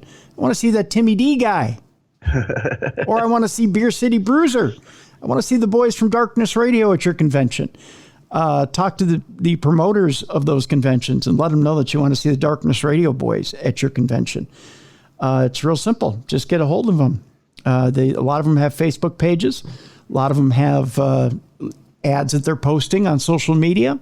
Just let them know in the comments section. Want to see the guys from Darkness Radio at your convention. It's as simple as that. And we'll come on out and we'll make our appearance at that convention because we'd love to come out and meet you guys. That's oh, yeah, definitely. I love meeting fans. Exactly. So that'll do it for today. Tomorrow on Darkness Radio, we've got supernatural news. Ooh, yeah. And exciting. Then Thursday, we're going to sit down with Shane Cashman. We'll be talking Civil War ghosts. Ooh. Yeah. So it's one of my favorite places is Gettysburg. So. Well, we're going to Georgia. Oh, okay. Hey, that's a drive for me. Awesome. And we're gonna be talking about some unusual things like lost Civil War gold. Ooh, okay. And we're gonna talk about a town in Georgia where some strange things are happening. Everything from UFOs to Civil War ghosts and people who are haunted by everything from the same UFOs to ghosts that won't leave them alone, to strange happenings. Even one woman who believes that poodles are connected to the government. I can't wait to hear that. And that there's some sort of alien species. It's bizarre. It's just put it this way, you're in for a wild ride on Thursday. I'm excited. This is gonna be great. Yeah. Poodles are a weird species according to this one woman. So and that they're always watching and always listening. It's very bizarre, Bruiser, I'll tell you that.